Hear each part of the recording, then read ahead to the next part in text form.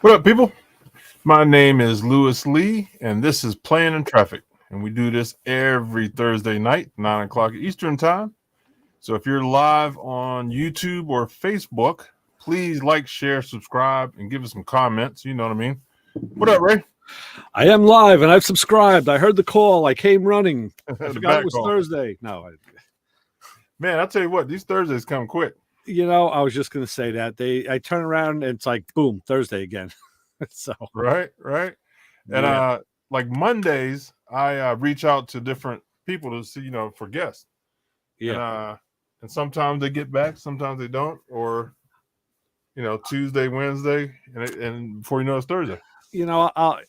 I can share a little information with you. I do the same thing. I book people for the radio show, and I found that if I ask people too early, they forget or they can't commit. And then Carl Anthony is a perfect example. Last week's guest here.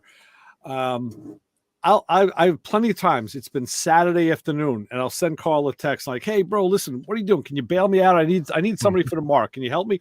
And he's like, "Sure, I'll be there." So about a month or so ago, I sent him an email or a text, and it was like a week and a half in advance, and said, "Hey, Carl, how about on this date? Like the Sunday after? Can you, are you free?" And every time I do that, he says, "No, I'm busy. I'm traveling with my wife. Or I got something planned." But if I ask him last minute, boom, he's there. Yeah. And other guests, it's the same thing. They're like, "Oh, I don't know. It's too far in advance. Get back to me later."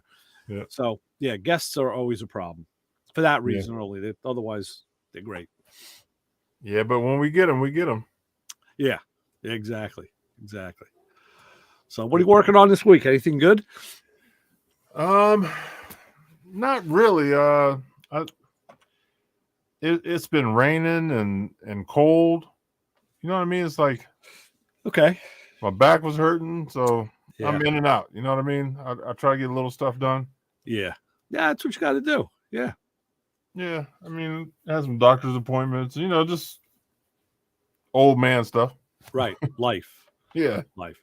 Yeah, I had another carburetor job this week for an FOP Corvette, so I posted that on social media.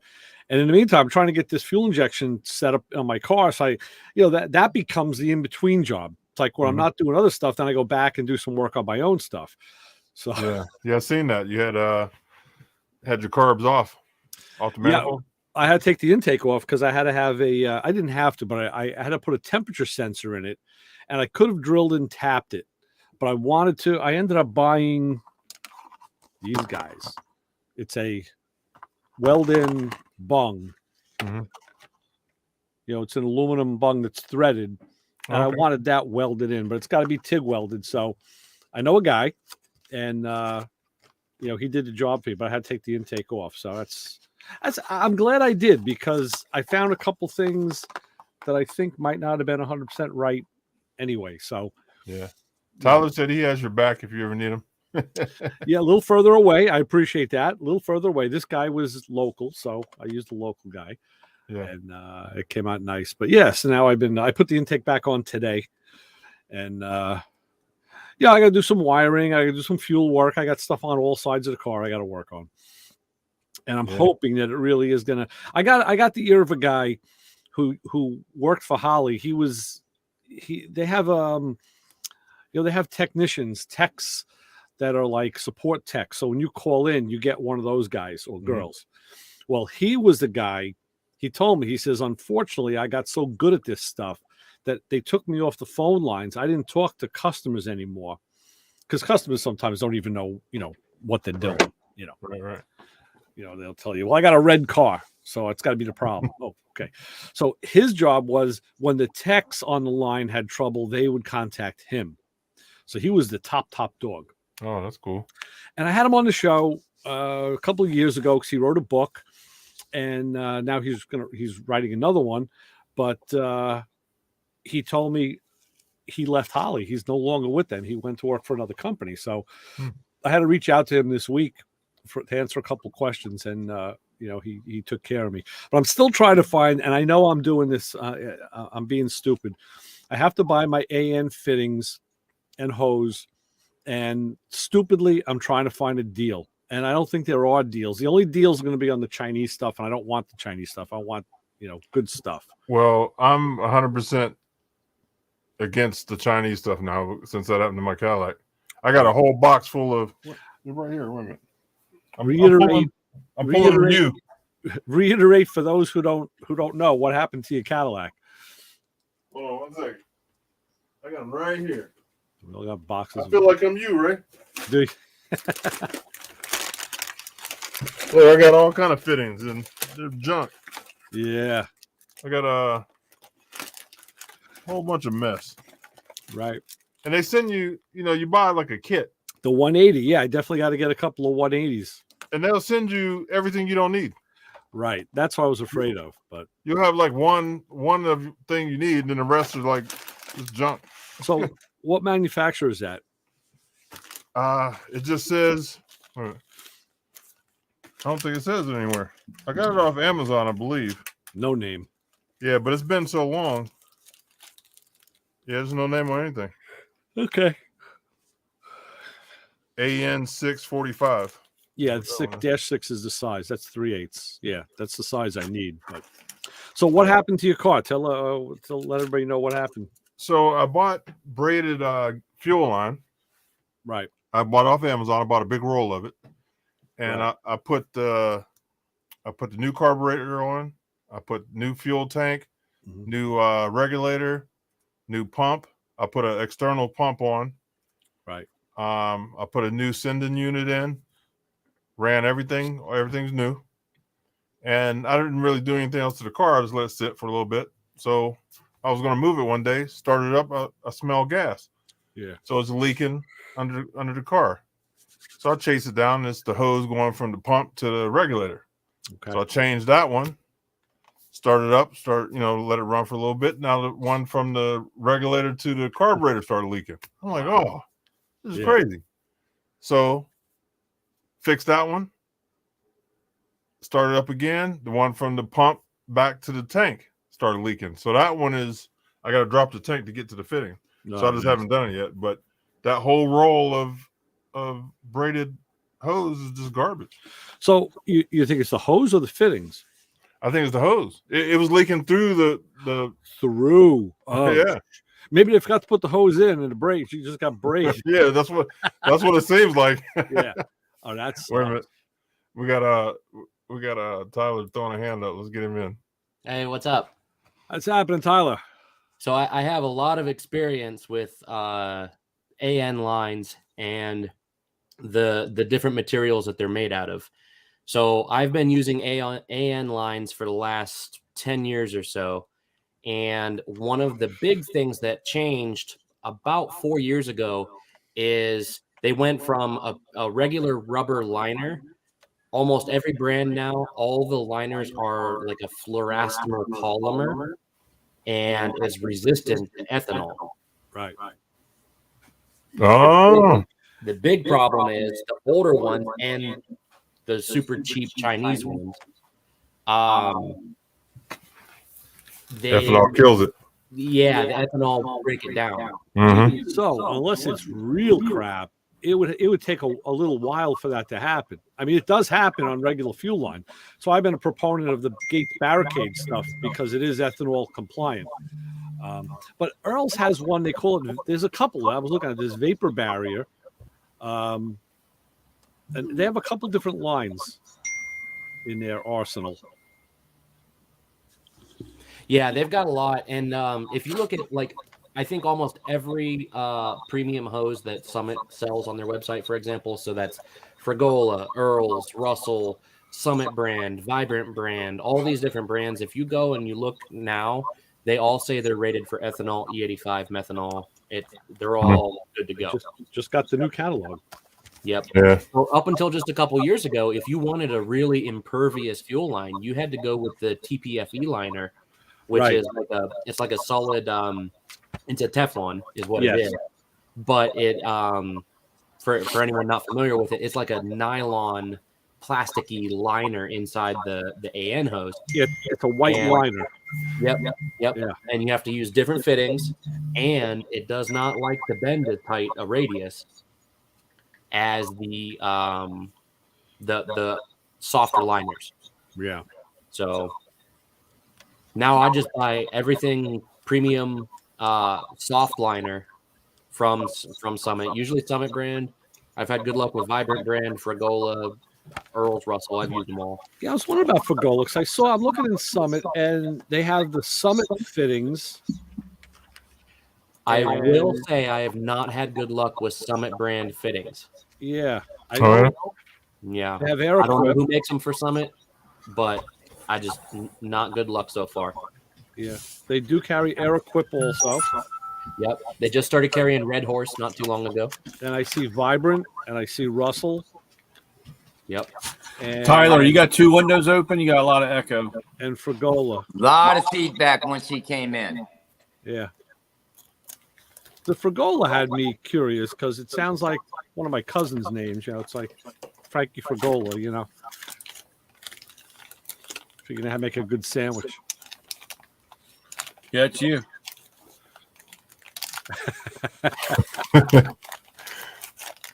All right. We still love you. Don't worry, Tyler. We still love you.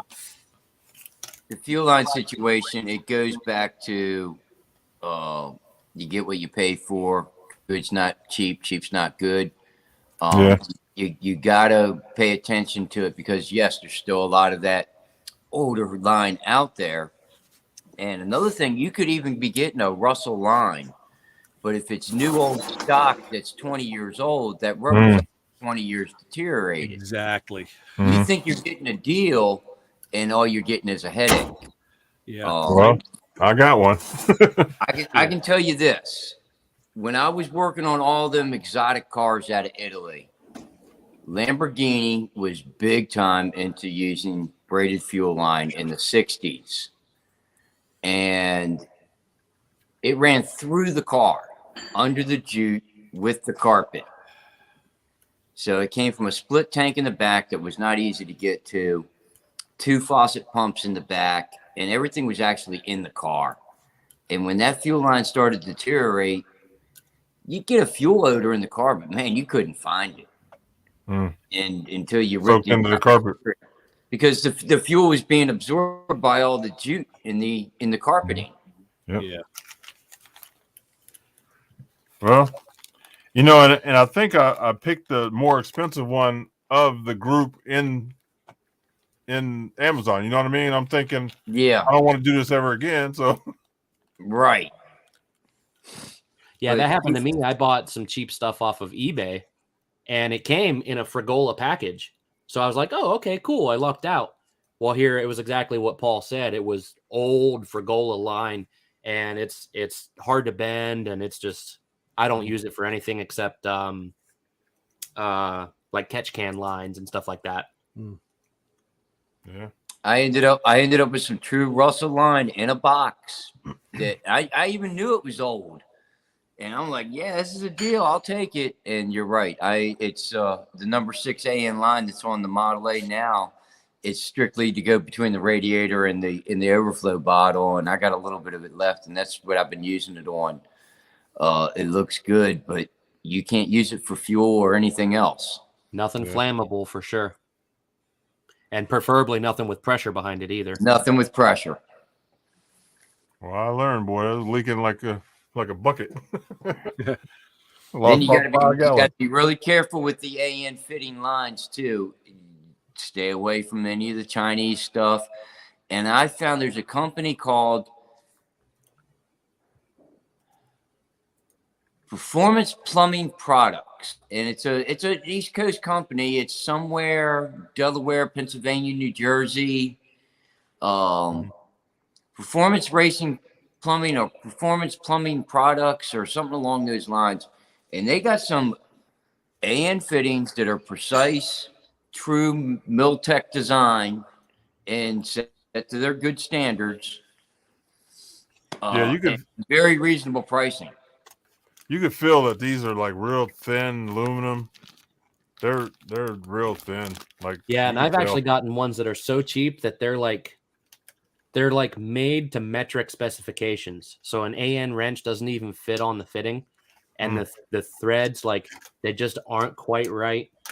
Yeah, I was able to get them to seal, but man, that was on my own car, and I was sketched out, and I decided right then I was never using any of the import branded stuff on any customers' vehicles. You got to be very careful because the degree flare that's there of some of the other Chinese stuff is at a different angle. 37 versus 40. Whatever it is. Yep. And they'll screw together, but they won't seat.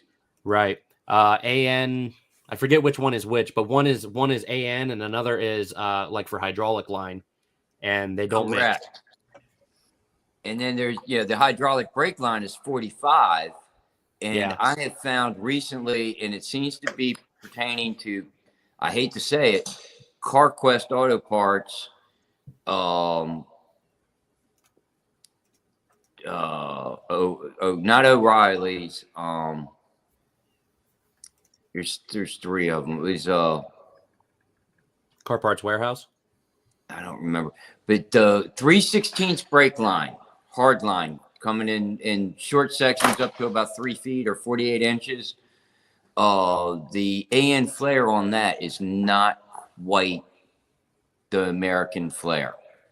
You gotta either reflare them or over tighten them to the point that it jams and ruins the seat that they're going against. Yeah, You have to watch out because that's 375. I mean, 475 or 3/16, and they'll switch them up on that, and that's the problem because one is metric and one is standard, and it's close but no cigar, and that's why you got to watch out because I see a lot of guys fighting that, and especially when they're trying to use a 3/16 bit on a 475 line.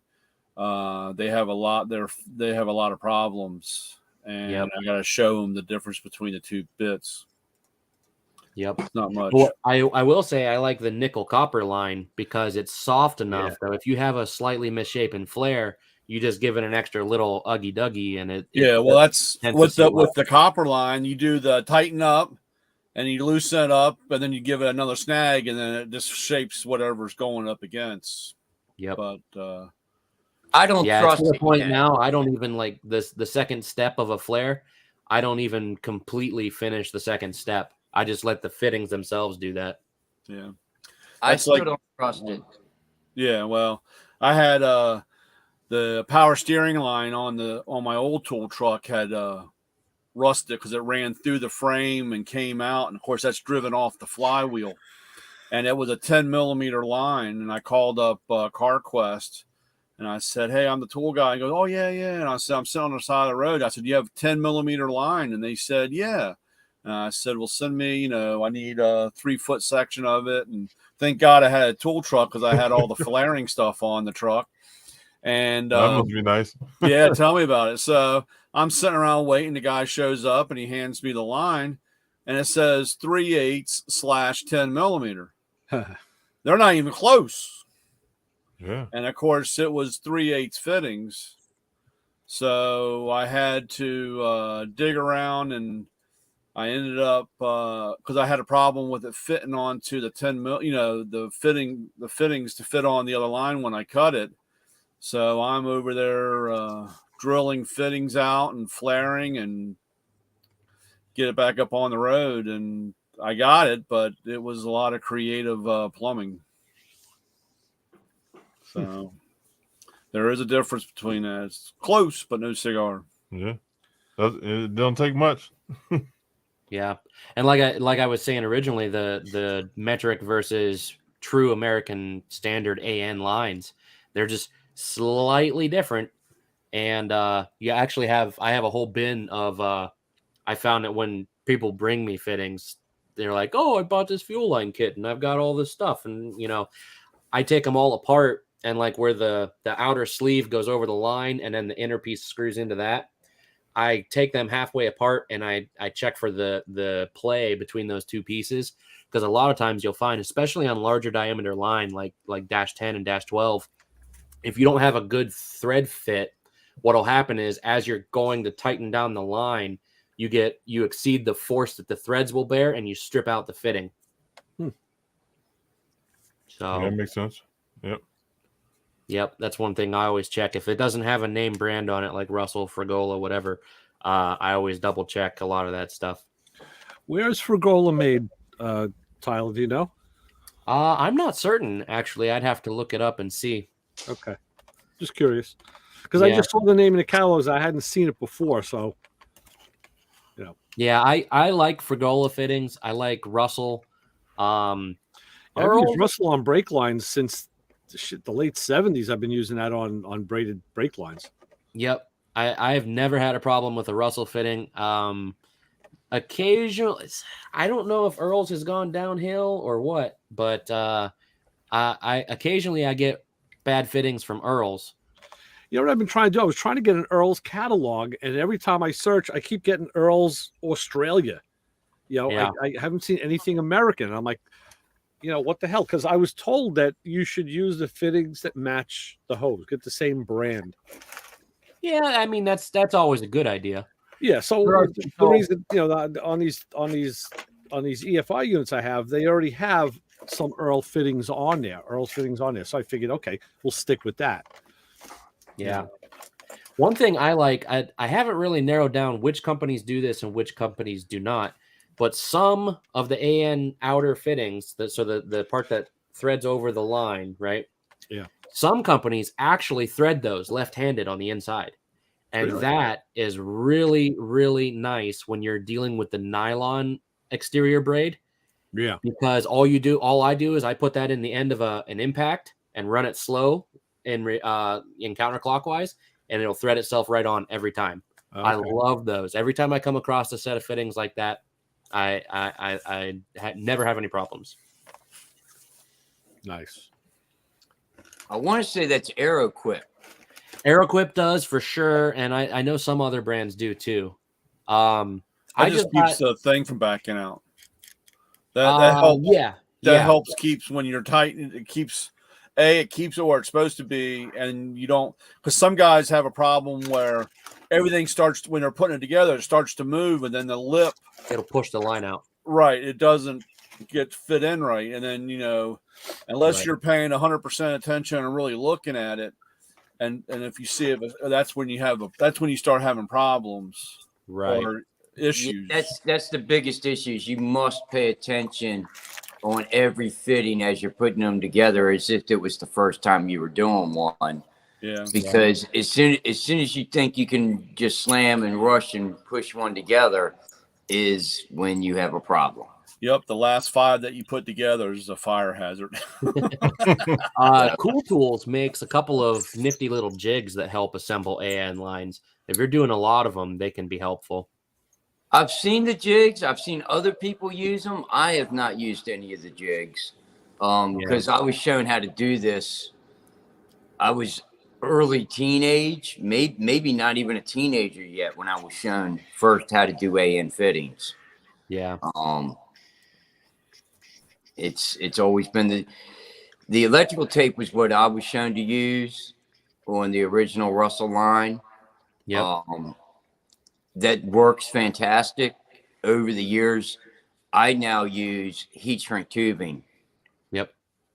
Yeah, I noticed that it's AeroQuip makes a dedicated tape instead of using electrical tape because it doesn't have the stickiness, so it's easy to remove and it won't affect the braid. I saw that on one of the guys. I think on the Holly channel, where I was watching it on YouTube. Mm-hmm. So that looked like a pretty interesting, change. I'm looking at one of the fittings. Look at that thread and strip. That's the part that goes in the tube. Yep. Is that a brand new one? No, I think the things might have been one I took off when I changed one of the lines. How do can I reverse the camera so it points the other way? I guess there's no way to flip. Are you on your phone? I'm on my phone. You should be able to, I think. You should be able to. You should be able to just hit the flip-flop button. That's what I'm looking for. I don't see a flip-flop button. There's no picture of a flip-flop on my phone, damn it. Touch the screen somewhere to see if it pops up. It may not be because you're in the web browser. All right, so I can just go like this, though, and you miss it. Why are you pointing at the ceiling? Right. The plumbing looks nice. So, I mean, these AN fittings are 7 or 8 years old. Yeah. They're Have they fitted the pink yet? starting to show their age, but zero leak, zero problems with them. And I'm running them all the way to the tanks. And it transfers over down in here. You can see it run across the frame rail down there. All that dirt's from the last 7 years. But those were true Russell fittings. Now, right here, this vacuum line coming off the side here, that is a no-name fitting, but it was actually pretty high quality. And then same with the black one, using on vacuum line. That was a no-name, and you can see it's turned more of a copper color. It was black. Oh wow! So you can use those fittings for vacuum, huh? I used it on the vacuum line. I got it for my boost line I all got the time. it on the radiator overflow. Used it on the fuel. When this whole setup was under the other chassis, it was braided transmission lines as well. Oh, yeah. That'd be nice. Okay, guys. I just got a text message from my wife saying dinner was ready. All right. All right. What are we having? I don't know. I don't know. I'm back in the garage. I came home from work and I came straight back to the garage. I don't know. Did you all see the last update on all the t-shirts on that wall? No. Okay. So we've added to the t-shirt wall. What size shop is that, Paul? Excuse me? What size shop is that? It's 30 by 50. Oh, it's Wow. nice. I'd fill that up in a heartbeat. Yeah, you and me both. Brian, we need two of them. I'm trying to keep this space. I'm trying to keep a space for one car to be worked on at any given time to bring in a side job and not have to put mine out. Yeah. But that would be the working area if I did bring a project in here. And then my car would sit to the back. And then I got a hell of a mess over here on this side with this project I've moved forward with. So I got the frame rails laid out the way I wanted to lay out the frame rails, and they're tacked in place. I'll take the body and set it back up on there this weekend and make sure I got everything where I want it. And then pull it all back apart and do the final welding. Awesome. That car was only supposed to have been ready in 2020, so I'm running a little behind. A tad. That was the chassis for the 2020 build-off car, but Yeah. COVID killed it. What are that? Fittings. Excuse me? These are all my bin of extras from Okay. jobs. All right, good night, fellas. I'm gonna go eat. All right, Paul. have a Good good weekend. one. Be safe. Thank you. So I wanted to grab this because this company, I don't know if it'll focus, may not focus. Finish Line Factory is the name of the company. I think it's mostly imported stuff, but they have pretty good quality. I've been pretty impressed with the fittings. I haven't had any problems with leaking. So far, no complaints. Nice. Where do you get those from, Tyler? Finishlinefactory.com. All right, from them. Okay. Yep. Yeah. I ordered direct. More notes. Finishlinefactory.com. And then Just hit the record button, Ray. Yeah, I know. yeah, right. Screen capture. Let's see here. That's a no name right there. No, Brian, because the only other thing I have more than parts is like notes everywhere. I got paper. If I showed you the papers, we could start a bonfire. I could stay warm for like 6 months here. Hey, dual purpose. I'm a paper guy. I'm getting that way, man. I got notebooks everywhere. I started carrying a spiral little notebook in I tell people it's my memory, because you're out during the day doing stuff. People tell you things like, oh yeah, I'll get back to you on that, or I'll check that, or you want to remember something that they told you. And then you get home, you're like, okay, what was that? Who do I have to tell that to? And what did he say? So now I write it down. Racetronics fittings. I don't know who makes theirs. But anything branded Racetronics, like the fuel pump company, Racetronics. Yeah. All their fittings are really premium as well. Okay. So when the caddy's running and everything, I got to keep my foot on the brake and gas because it wants to, it idle, but it won't. You give it gas to move, it wants to stall. So I know it's a vacuum leak somewhere, so I got to do all vacuum hoses. It's everything's old. You know what I mean? Yep. I try to everything I touch. I try to put something new. Make it new. That's the goal, I guess. Yeah.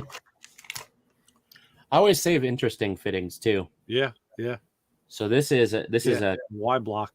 Yeah, but on this side, That's like was that a 10? No, what is that? that is a quick connect. Oh, So for a 3/8 fuel line. uh-huh. So it's got a double row of O-rings in there. So that would go over like your hard line on the factory vehicle, and then you've got 2-6s here, and then you got a hard collar that goes behind your flare and holds everything together. Nice. That's the same thing. This is a double-sided 3/8. So yeah, that doesn't use the ferrule like the other ones. Correct. Right. It's not a crimp fitting. It's Right. actually an O-ring seal. Yeah. It's a snap fitting. It's like the factory plug connector. Right. Except Is that back for is it fuel or transmission? It looks Because like they have the the top hat looking one. Yep. This is for fuel. Yeah. But the OD of the line is the same. So I've actually used it for transmission line as well. Let's see. I'm looking for a cheapy fitting here. I think those are in the do not use bin. Well, I put up my carport, my portable carport, and I got a lot of junk out of my garage and into there, nice. like wood and just junk that's taking up space. So now What'd you say? Well, I was gonna ask if you got the bus lights figured out. Yeah, listen to this. So Tyler was my tech support over the week. So Sema, you don't like us anymore? no, well, hey, I'm taking advice from everybody. I'm not He's just prejudiced. spreading it around, right? Yeah. Good. He doesn't want to burn all of his bridges. Yeah, right. Yeah, spread it out like a peanut butter out jelly the bridges. sandwich. Smart Yeah, man. So I put the what do you call that thing? The Headlight. no, the Resistor. resistor. So I put the resistor on, Right. and the lights. Well, what we found out is Tyler found out he brought to my attention that my bus probably already had daytime running lights. Oh. I didn't think I did because it's one bulb. I'm thinking 3 wires, no daytime running lights. So I put the old bulbs back in. Boom, they light up. I was like, okay, that makes sense. So I put the resistor on. It stopped the new lights from flashing, right? So now I'm thinking, now I got to find the wire that's running to the headlight to get rid of it, the daytime running light from the bus, and then I can hook up a wire to the new lights because it's a separate wire. So I go in the house, and I was like, well, let me put it all back together, and I'll do it later. So I put it back together. Now the daytime running lights don't come on. But the resistor, I put the resistor back on. I don't have no daytime running lights now. So now I can run a wire to the other wire on the new lights. I'll be good. Well, that's like my Isuzu or my tool trucks that way. It's just one. It's the same light no matter what for the daytime running, and all they do is they're running 5 or 6 volts versus the 12 volts. But finding that wire. So when you put that resistor in there, all you did was cut it down even more where it's not lighting up. Or are they running it? It could be pulse width modulated. It could be chopped up. So it's 12 volts on, off, on, off, on, off, on, off. And the LEDs react quick enough to give you the flicker.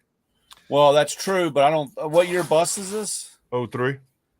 I don't know. That technology for a school bus is pretty. That's too old. I mean, that's Maybe. I mean, fuck. The new school buses now still have, drum brakes on the shit. You know what I'm saying? So Yeah. I don't. Who knows? Yeah, but I just know that. I mean, I had the problem like on my old tool truck where I had daylight running, but I didn't have regular headlights because the module burnt out. And it was okay running around in the city with 6 volts. It was like city lights in a European car, you know. Mm-hmm. But you know, I got out into the country, and man, there was no light. 6 volt was a big difference from, felt like a little glowworm going down the road, you know. Old 6 volt Beetle, you know. So of course, you know, on this truck, when I changed over the H4s to, I'm running 100 low, 130 highs. That's my bulbs. That'll get you a question from the Jim on Darms. Yeah, well, so but if it's bright enough, you know, if I run daylight, the voltage cut back, it's just as bright as a regular headlight. Mm-hmm. Now, what I don't like about these lights, it's one unit. There's no bulbs that I can replace. I got to replace the whole light. And it has a sealed unit. It has the turn signal, daylight, and the brights in the regular. Huh. So I don't like that. Yeah. So I don't know. Well, is that just a regular like square glass bulb that was in there before? Mm-hmm. Yep. They make drop-in lights for that'll have a replaceable bulb. Oh, do they? Yeah. That's like I was showing Ray. I mean, you can. It's just the one big square one. Was that? Yeah, but it's a bulb. The whole thing is one bulb. Yeah, it's a standard international school bus front end. Oh, so it should be like not a 6014. That's a round one, but see, it's. Oh yeah. They sell kits. You can put a H4 in there, like I did on my on the. So it'll be a whole headlight unit that replaces the glass bulb, mm-hmm. but in the back it'll have a replaceable bulb. Oh, I got you. Yeah, I think I'm gonna do that because, you know, if I break down, I can't get it from auto parts store. I gotta order it. Right. Yeah, that'd be an online thing. On the bulb like that, unless you find a old gas station that still has them sitting on a shelf someplace. Right. Well, I mean the new bulbs that I put in is all one unit too.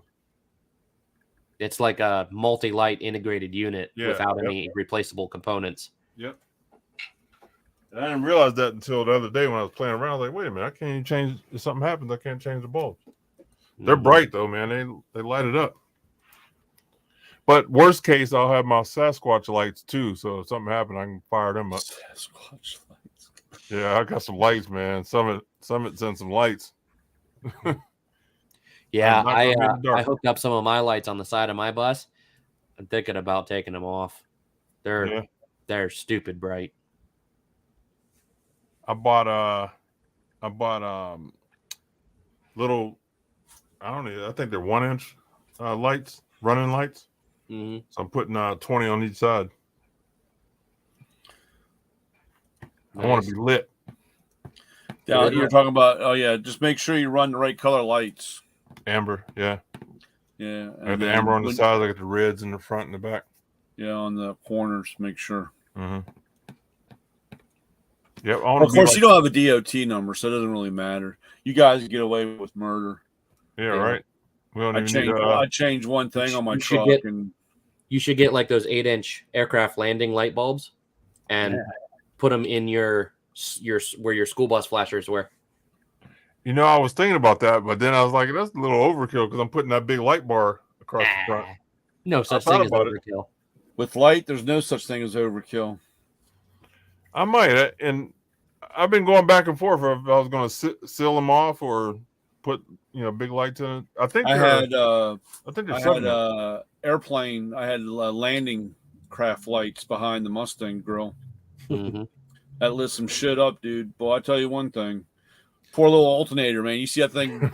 Man, that thing was. That's why you had those next week. That's why I had those 2 big melted holes in the grill. I had death rays. I had I had white ones, and then I found yellow, and I had the yellow ones behind, and I came over top of a hill one night doing about $120, and on the side of the road there was a Montgomery County police car, and they're all white, but it looked like pea yellow because of the yellow headlights. And all I could read was "Magah." That's all I could read on the side of that car. And we kept it going. He came after. We went for a little run. So he was able to read your license plate number. That's for sure. Well, the funny part was when I finally stopped, and he came up, and the first word out of his mouth was, "Why did you stop?" Yeah. He's like, "Why did you stop?" And I said, "Well, I saw your lights." And so we had been racing out there, drag racing. And he said, "Well, I'm out here because of drag racing. Were you drag racing?" And I was like, "No, that's against the law." Then he asked me how fast I was going, and I told him I was doing 55. Yeah.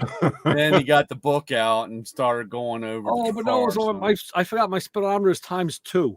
Yeah, so right. Those were the good old. Of course, I was just talking to a customer about this back then, dude. It was a whole different world. Today, you can't fart without offending somebody and getting thrown in the you don't even know when you're going to say something wrong. Yeah.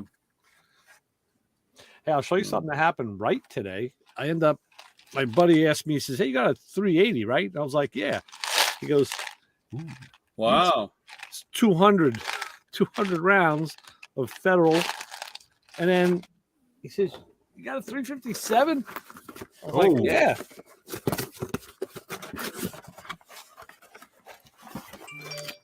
$300. Holy smokes. I said, That's "Yeah, you made out on that later." one. That's what I'm wearing right now. Yeah, wow, short barrel. Mine's got a 6-inch barrel. So when I put wad cutters in that thing, it's like shooting a 22. And I figured that's the perfect home defense gun, because with wad cutters, with the 6-inch barrel, you got total control. You won't go through a wall. You won't go into your neighbor's house, but you'll get whoever's within 20 feet. I tell you what, this thing here will twist your wrist. Oh my goodness. It's a monster. I got a couple of small ones. I got a 45, an AMT 45. I can deprint it in my hand, and that's the one you save for the end of the night at the range, because it's gonna hurt you. Yeah, I got a 40, and it's a small. Man, I tell you one thing, love shooting it, but like you said, it just beats the heck out of you. See, I got a mid-size 40. I bought a Smith 40 that's a regular mid-size, and that's a nice shoot. It's a nice, Mm-hmm. It looks like a Glock. Yeah, Glock. Yeah, Glock. Yeah. Yeah, the 40's Springfield, I think. Can't remember what the number is, but it's small. And man, I tell you, that one just hurts. It just. She got a bite to her. Yeah. So when I take this to the range, I shoot the 38s in it. Yeah. And when I carry it, I put the 357s back in it, because I figure if I'm in a situation, I ain't gonna be worrying about it twisting. Without a doubt. Right. Yeah, it's same thing. Like I said, they said when I carry a 45, and they said something, "Why do you carry something so big?" I said, "Dude, I want to make sure I stop whatever I need to stop." Yeah. That might be a little bit bigger than the regular 9, but plenty of my cop friends have said they have unloaded, a 38 into a guy, and he kept coming. I'm like, "What, really?" Yeah. Like, I mean, when you're juiced up, man, if you're on another planet, you can go for a while with holes in you. Yeah. So I got the old school. What were those things called? Those cop killers. What were those things called? Black Talons. Black Talons. I got them in 357. I got them in 44 Magnum. Yeah. I would hate to see what that thing does. There you go. Yeah. Stack mag. Yep. So that's Liberty Arms civil defense round. Okay. It's a 50 grain solid copper nickel plated round. Nice. And out of a 3-inch barrel, it leaves it like 2200 FPS. Nice. So it'll defeat 3A soft body armor, 1/4-inch steel plate. It's pretty wicked stuff. Yeah, but a lot of YouTube channels, a lot of gun YouTubers, they've tested it because one of the big concerns was over penetration, and they've done a lot of testing and no problems. So nice. And what are you putting those through, Tyler? My XD. Okay. Yep. 5-inch tactical barrel. I'm a big guy, so I can hide a full frame pistol. Yeah. XD's a good gun too. Yeah, this is XD Mod 2. It's my 4th or 5th XD I've had. And then I've got I don't want to show the whole thing on camera because that could get the stream knocked, but I keep a Hollow Sun red dot on the back, and then I have a rechargeable light. So, because you always got to be able to identify your target. Pistol light, crucial. And any pistol should have a light on it. Yeah. And then the Hollow Suns are real nice because they have a shake awake technology. So anytime you move the gun, the red dot comes on. You don't have to remember to turn it on or anything. So yeah, that's my next. I'm gonna do one with a red dot. You can you can come borrow my my other Springfield with the Vortex on it. Give it a whirl if you want. Yeah, that's nice. Take it for a test drive, as it were. Yep. As long as it comes back without any bodies on it, I'm good. Nothing stuck. No. What's up, Terry? Terry. Hey, Terry. What's Hey, up? what's up? Save the best for last. Look at Oh, stop that. Stop that. Ray, I got your message. I'll talk with you afterwards. That was last week, bro. I know, man. I've been so busy. I wanted to call you, but I was like, oh, man. And every time I thought about it, I was like, it's kind of late.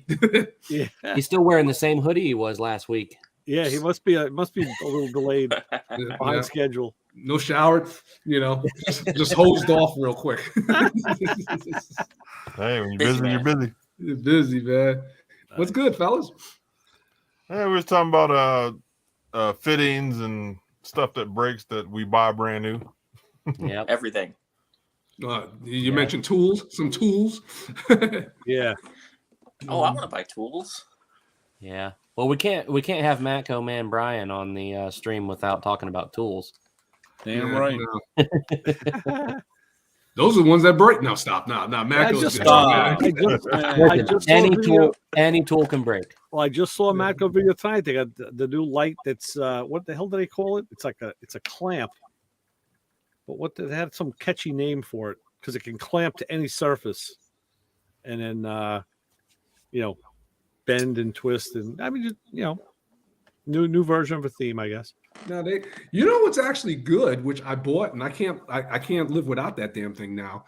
You ever see those lights that you see advertised on YouTube and mostly Instagram, where it has it's a headband and you can do like this to shut it off? Yeah, it works. Really?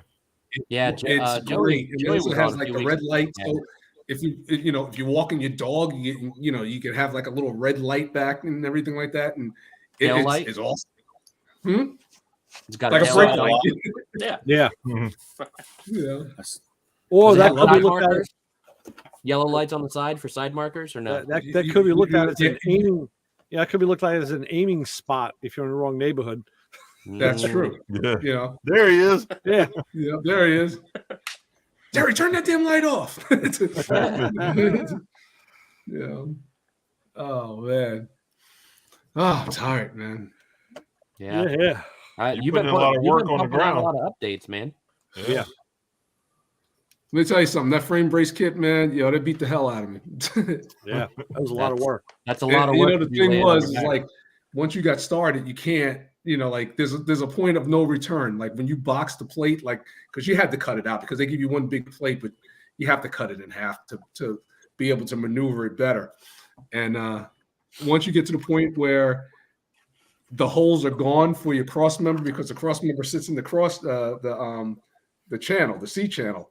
Once you gotta keep going. You gotta keep going. Yeah. There was a couple of times where I was just like, is it really worth it? Maybe I should do, but I was like, let me just do it. No, you can't. And so it's in now. I see you have a new love of your life with those that adjustable rear suspension stuff, huh? You see that, right? Detroit Yeah, Speed. man. Yeah. That the swivel link. Yeah. You know, because Detroit Speed is the only company that I found that make adjustable rear lower control arms. Lowers, right? okay. On car adjustable. With rubber bushings. Okay. A high they call it a durometer rubber. High durometer, yeah. You know, they're the only company. I mean, you can get them from Uni, you know, with like a, you know, with like some type of spherical bushing or what's called a rotor joint and all that. But the car's that's what I got on there now, and the car rides rough. So let me ask you this though. The only reason I would think you need an adjustable lower is if you had problems centering the wheels in the wheel wells. That's the thing. Okay. All right. That's the thing. My Impala stock, the wheel is off. They're not centered in the wheel wells.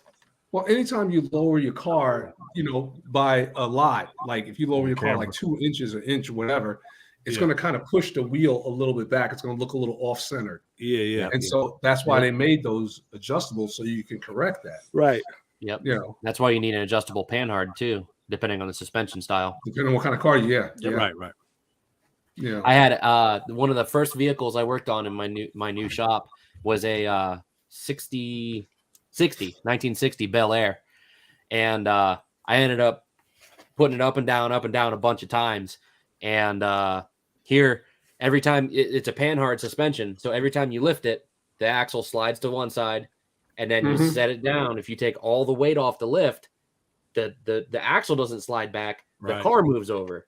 Yeah. So I set it up and down like 4 or 5 times in a matter of 15 minutes. And I luckily checked my pad spots because it had completely moved off. If I raised it one more time, I would have raised the body and not the frame. Yeah. That's what happened with the Trailblazer. When I lowered that, I was just like, it was like kind of like the wheels are here. I was like, what the? So it's just like, you don't think about that until you start moving it.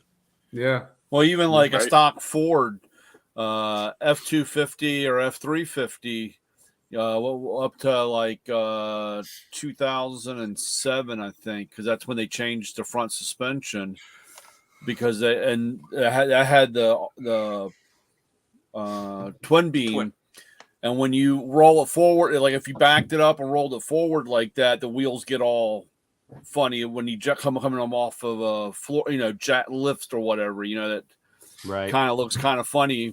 And every once in a while, especially when you get somebody that lifted one up and they didn't use, they just used a cheaper kit. That's what happens when like they back into a spot. You walk up and they're like, how can that truck even drive? That's where you get a, you know, it's all candywampus. You know, I want to retell a story. It was the first car I worked on in the shop that I'm working at now, 68 Camaro that they did a lot of work to. And one of the things that the owner complained about was that it drove funny. It wasn't tracking right. And he had it aligned and everything was set right. So I'm looking at it, everything looked okay. I know what you're going to say. I took it out for a drive and, you know, I drove it around the block a couple times. And then it's got a stroker in it with a 4-speed. So I got into it a little bit. I wasn't really going crazy, but I did go through the gears a little spirited. And I noticed, you know, the front end had some lift to it because that Caltrax in the back, the car really, the weight moved nice. And I came back to the shop and I looked at the car and the wheels were cambered. I'm like, So I put it up on a lift, put it down, everything was fine, drove it around again. I figured out what it was. That continued to happen. If once you lift the suspension, the wheels will go crazy. What happened is they put the suspension in the car on the lift. So the A-frames were hanging and they tightened the A-frames in. They preloaded those bushings. So now when the vehicle weight came down and the A-frames came up, they were now in tension already. So as soon as you drive the car and you lift it a little, they go back to where they want to be, and it overrode it. So what I had to do is now try, and that's one of the worst things in the world. We don't have a ramp lift. So to try to have the car at ride height and torque those bolts on the ground with a 2-foot torque wrench. I mean, I think I got like, 3 out of the 4 and then the other one I just tightened by hand. But that's when you bust out the what I call the log cabin, where it's the pile of 2x4s. Yeah, right. That would do it. That would do it. But again, it was something like that, and a lot of guys don't know that, even when I have my regular car in the body shop to have some work done, when I got hit in the fender and they changed the strut, I thought of it. I'm like, oh shit. I called him up and said, hey, listen, who's working on the car? It was one of the guys. Said, make sure when he, tightens that strut, tightens the lower A-frame, make sure that car's at ride height. Don't let him do it with the wheel hanging. And he was like, why?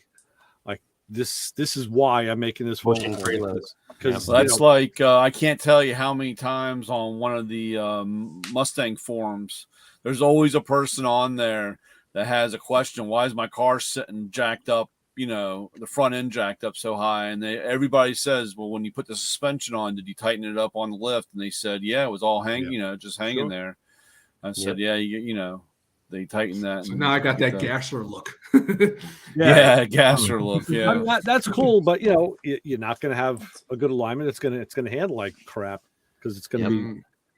We used to have that same thing. BMWs, the rear control arm bushing was marked. They had a line, and they would take for the bushing, and they get a quote from us, and of course they'd take it to someplace else because it was cheaper.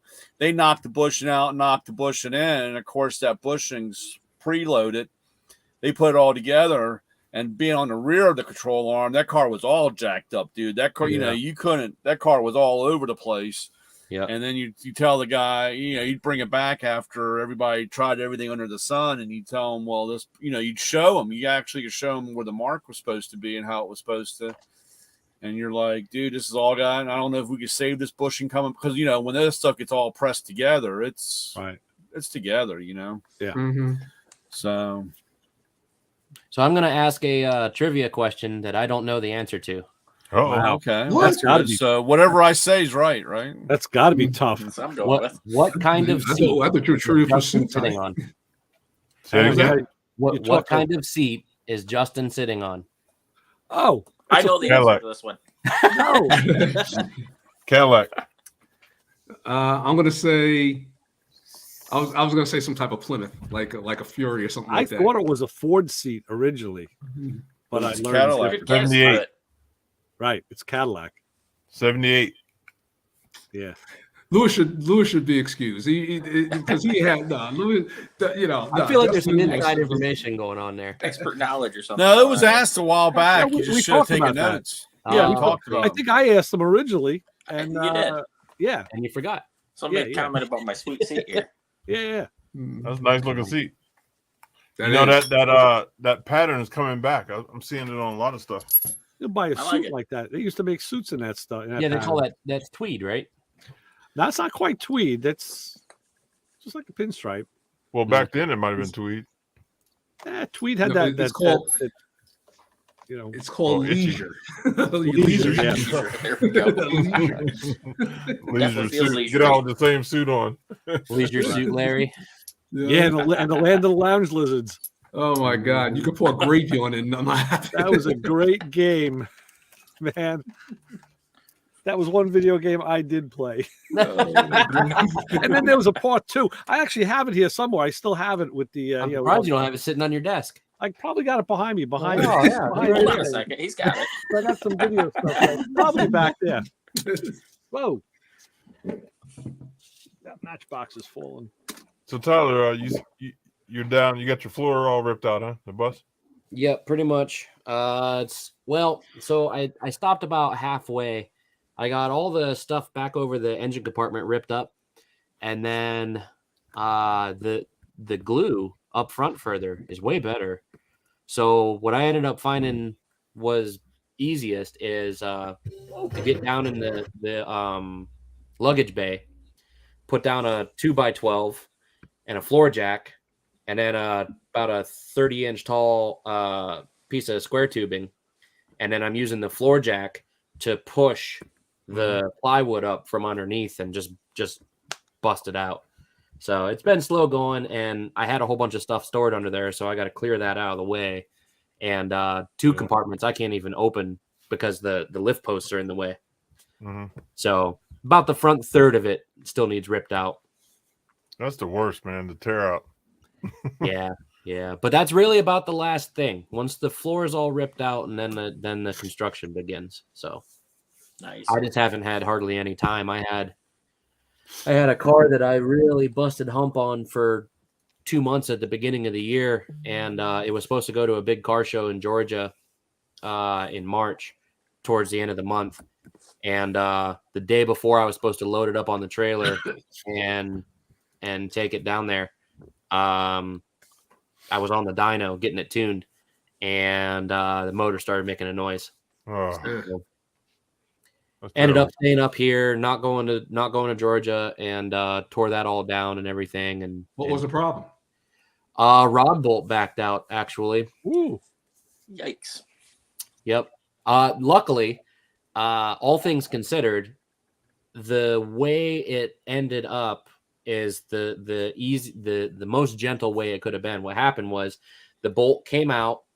You're talking about the connecting rod, right? Yeah. Okay. It ran for maybe 20 seconds at idle, and then it died. And it was on the dyno when this happened. So I was actually thinking at the time that it was a flex plate bolt backed out and was hitting the block. But it turns out it was a rod bolt. But what happened was the counterweight kicked it off the windage tray. It bounced around a few times, and then it got pinched between the counterweight on the top of its cycle and the piston coming down. And there wasn't enough room for the piston, the counterweight, and the bolt to all be in the same place. So it just put the brakes on the crankshaft and stalled the motor. So it destroyed the piston, of course, but the rod itself is actually fine, and the crank's fine too. That's fine, I mean, like, yeah. So what did the forensics tell you? Like, why was it bad procedure? Somebody didn't torque it, or? Yeah, it was my error. Oh, okay. It was number one rod, and I always go first torque step front to back, last torque step back to front. Oh. And I must have been the last one. I had a paint mark on it, so I thought I torqued it, but must not have.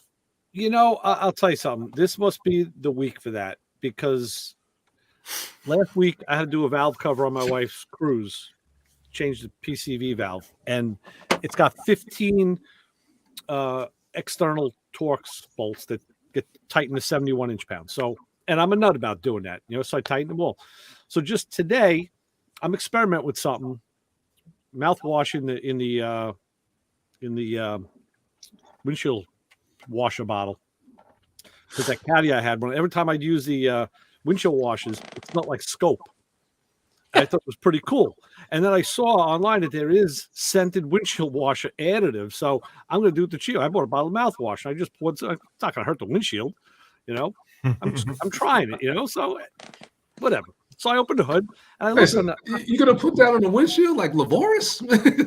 No, scope. Scope. Water, green stuff, Listerine. Because my other car is parked, just as a side note, the other car is parked under the tree outside. And now with all the pollen, every time I go out there, the windshield and the glass is just covered with sap. So I actually put some vinegar, straight up vinegar in the bottle with the washer fluid, because it'll cut the sap. And it does. It does a great job of it, except you smell vinegar. They'll tear the windshield wipers apart on those. I'll change them. These the ones that are on there aren't so great anyway. But anyway, so I open the hood to put the scope in, and I see on the one side of the valve cover the left side of the engine compartment, I see oil kind of splattered. I'm like, where the hell did that come from? And I see oil on top of a couple of the Torx bolts, and I'm like, wait a minute, come on, man! I just put this cover on last week, so I go and I get the socket, number 10, external Torx, and I went right for the one bolt that was furthest to the end of that cover, and it was loose. I was like, what? I missed number 15. I did, because there's a trough there with a wiring harness that you have to lift out of the way. I didn't take that stuff off. I just lifted it and moved it, and it might have fallen back, and I didn't see it. So now I retorqued the valve cover, and we'll see how it goes. But I did the same thing, Tyler. So we're in the same club this week. Yep. It happens. It happens. I'm extremely thankful that the damage was relatively limited. It was literally just replace a piston and replace a couple rod bolts, and that's I got to replace the bearings because that bearing got beat to hell. What kind of motor was that? An LS. Okay. Yeah, that's don't worry about it. pretty much all I build here. Don't worry about it, Ty, man. You got a good legal team, Yeah, right. Long and Wilson. There you go. Yeah. Yeah, and I tell you what, the ARP 2000 bolt almost completely unfazed. Like I think I could have ran a thread file on it and reused it, but man, it just furrowed the counterweight on the crank. Yeah. So, and then of course it came down right on where the wrist pin rides in the piston. That's amazing that bolt took that much pressure and installed the motor out. It's a testament to the ARP bolt. Yeah. Without a doubt. Yep. And that's a sound that I've heard before. Like I said, everybody goes, "Oh, that's the flex plate. Don't worry, it's a." And everybody's like, "No, that sounds a little deeper." Yeah. And that's. It definitely sounded just like I've had flex plate bolts, either flex plate crack or flex plate bolt back out. I've had that happen. It sounded identical, and then it started tapping.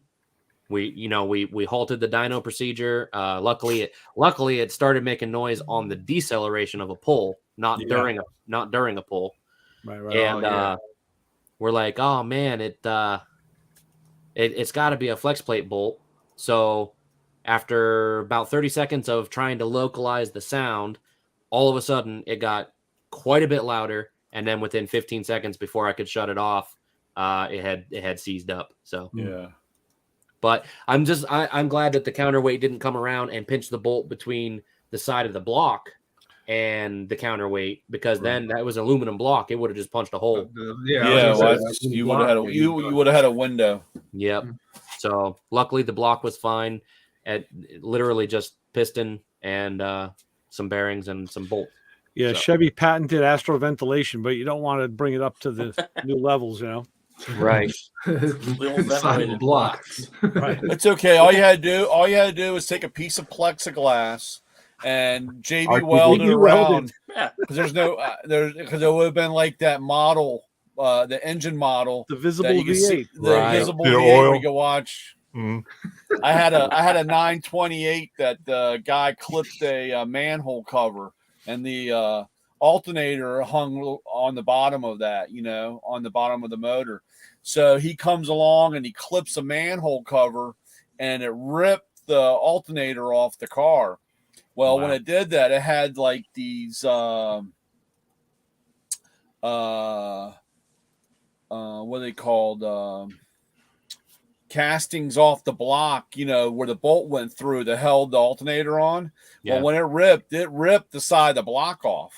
Wow. So, and it was funny because he came in, he drove the car in with the alternator bouncing around underneath the car, and dragging by the oil cable was coming out, because it was hanging on by the cable, and this thing's like arcing and sparking to everything else, and he's like, man, I hit something in the road and I got this noise underneath the car, and I'm like, turn it off, and I swear so it just started making that noise. Yeah, so I don't know how far he drove into the dealership, so we get it up on the lift, and of course, you get it up in the air, and there's because the battery's in the back of the car, and of course you got the alternator, and it's got this cable, and it's all hanging from, it's got 4 feet of cable hanging from it, and this alternator that is just like there's not even a any shape of an alternator anymore, because it was bouncing around on the road, Right. And so I looked up and I was like, holy shit, look at that. And you can see the rods and everything. I mean, there it is. It's like, and you drove it here, and we started it up. It was like the invisible engine, and we, so that's funny. That was so they ended up totaling that car, and he bought it back. and he had all the pieces because they were still bolted to the alternator that was left. And I JB welded that thing back together. Wow. Really? Yeah. And he drove it. He drove it for a few more years down and around. Every time that car came in, I held my breath and looked underneath to see if it was leaking. Yeah. Well, it's testimony for JB Weld. You know, Yeah. I'll tell you, I just used it yesterday because I rebuilt another quadrajet. You always got to JB weld the fuel transfer wells together. But one of the problems it's always when you see what the last guy did, and first of all, he had a wrong gasket in there, and one of the emulsification tubes in the top plate was stuck in the bottom. That came out. And he used some kind of an epoxy on those wells, but it looked like red, it looked like jelly, and I grabbed it with my finger and I was able to pick it off. So I was finding this stuff all throughout the carburetor because maybe it was red Loctite or something. I don't know. It obviously wasn't. They have a gel red Loctite. It's like a gel. Well, if you look at the post, I posted it yesterday. Yeah, I saw that. It's it was a very like a cherry red color, and it was definitely not hard like JB Weld. So, ripped all of that out and JB welded it. So some brands of high temp RTV are like a bright red. That's what I was just saying. Yeah, maybe or RTV. He was saying maybe like a Loctite. No, yeah, it was something. It was something that did set up. Yeah, it was a Twizzler. You like it, yeah. But it didn't get hard. So let's liquefy this Twizzler and you're probably right, Terry. The Twizzler probably won't even gel up with the gasoline. I mean, that's probably like a cockroach. You can't kill that stuff, dude. That'll be around forever. Yeah, they're good. Oh God, they're good. Yeah, they are. Then I go to take the 3 screws out of the choke housing, and like they were epoxied in, like they didn't want anybody fooling with the choke, So I got all 3 of them loose, and I got 2 of them out, and of course one of them snapped. I'm like, there you go. So stick it in the machinist vise, and I'm in there with a 5/32. Oh, Brian, we were talking about this last week about breaking drill bits, and and I had to open my mouth and say, last time I couldn't remember last time. Well, I broke. Now you remember.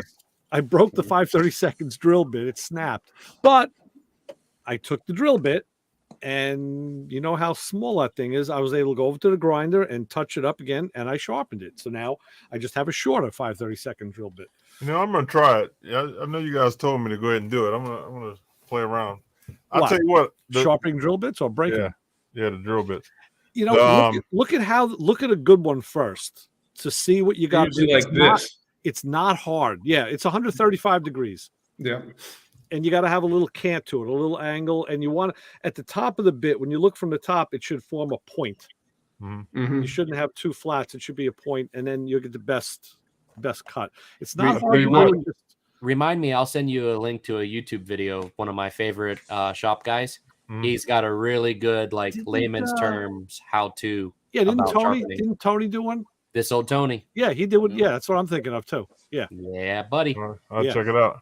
I got a whole bunch of them. He's the YouTuber I want to be. Let me tell you. You and me both. And he hasn't been posting a lot of stuff. Terry's good. Terry's good, but Tony. Woo. Well, it's a different ball game, different different genre. But that Terry guy's such a loudmouth. I saw he just put a video up about a month ago. And before that, I think it was like 8 months since he posted one. Yeah. So I don't know. I guess he's busy. Yeah, and he, if you can believe it, he never monetized his channel. He's got over 1 million subs, and he's never monetized. Wow. Because it's just a hobby for him. Right. Well, that's a guy with true information. Yeah. I've gotten a lot of stuff from him. He's from y'all's neck of the woods out there too. I think he's in New York. He's somewhere in the southern New England, like New York City area. I've been watching him for a while. I've never had any clue because he's got some property. He's got a yard. He's got a big yard and property. So that's not down here. I had no idea where he was. What's the name of his channel? This old Tony. Yeah. This old Tony? Yeah. This old Tony, like this old house. You'd have to and I got to say, I started watching him for the machining stuff because Yep. I'm into that. If you're not into machining, he does a lot of machine videos, which may not be your cup of tea. Right. But He's got you should sit through and watch one of his videos though, because he puts a lot of care into editing and the way he shoots his videos and stuff. His editing is slick as a greasy duck. I mean, it is very and funny. He's a hilarious guy. He is. Yeah, he does a lot of like real subtle puns and jokes and stuff. And yeah, I actually found a video of his that had to be a couple years old where he actually showed his face. That was about 5 years ago. It was like one video. Yep, it's called the Origins video, and he did it in conjunction with ClickSpring and someone else. It was like a three-parter thing. Okay. But yeah, that's the only video he's ever showed his face in. That's it. You just see his hands with his chewed up fingernails. Disembodied hands. Yep. Yeah. And he's a nail biter, I guess, because he's got It's like Chris Fix. He always wears that helmet. Chris Fix, yeah. Chris Fix does a lot of interesting. He does a lot of informational stuff. I got a lot of cleaning and finishing stuff from his channel. He's a good guy. He's a good guy. Yep, for sure. ClickSpring is another amazing channel if you like watching like machine type stuff. Right. I've mentioned him on the podcast before. He does all kinds of really fine detail work, mostly out of like brass and stainless. Like he builds clocks. Yeah. Wow. And he built his first YouTube series was building a clock from scratch, like literally from round and flat stock. He made every screw, he made every plate, every spring, like from scratch. Yeah, it took him like 3 years. Sure. There's another guy I just started watching, and I corresponded with him. Right, it's called Wrenching with Kenny, and he's from New York. He's whoever you are, Terry. He's right between us. I think he's over the bridge. I think he's in White Plains. Okay. Well, he was in White Plains. He had a gas station there for many, many years. Now he's down in North Carolina. He's actually lives in his RV with his wife. But he was a dealer tech, and he's always been a mechanic. And he'll explain the job, and he'll say what he's doing. You can, when I first started watching him, you put it through that vetting process. Like, okay, is he talking shit? No. Does he seem like he knows what he's talking about? Yes. And then I look behind the scenes, like, all right, I see he's using good tools. He's got good practices. So now I'm in. Now I'm getting invested in watching him. And now I see, that he really is the real deal. And it's just good to see a guy who can go through a job systematically and show you the pitfalls. And again, he goes into, sometimes it's what the last guy did that's causing him to look at it. But yeah. A lot of scanner work. He's doing not overly, but he's getting, he'll show you his scanner diagnostics. While I'm thinking about it, Ray, I need you to send me a text message because I think I lost your number. Okay.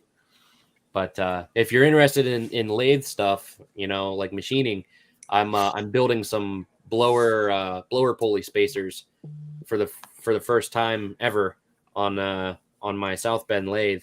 I see you got that running. That looks good. Yeah, I actually just got a whole shipment of carbide insert tooling. Right. But I got the inserts that are specifically designed to machine aluminum. Okay.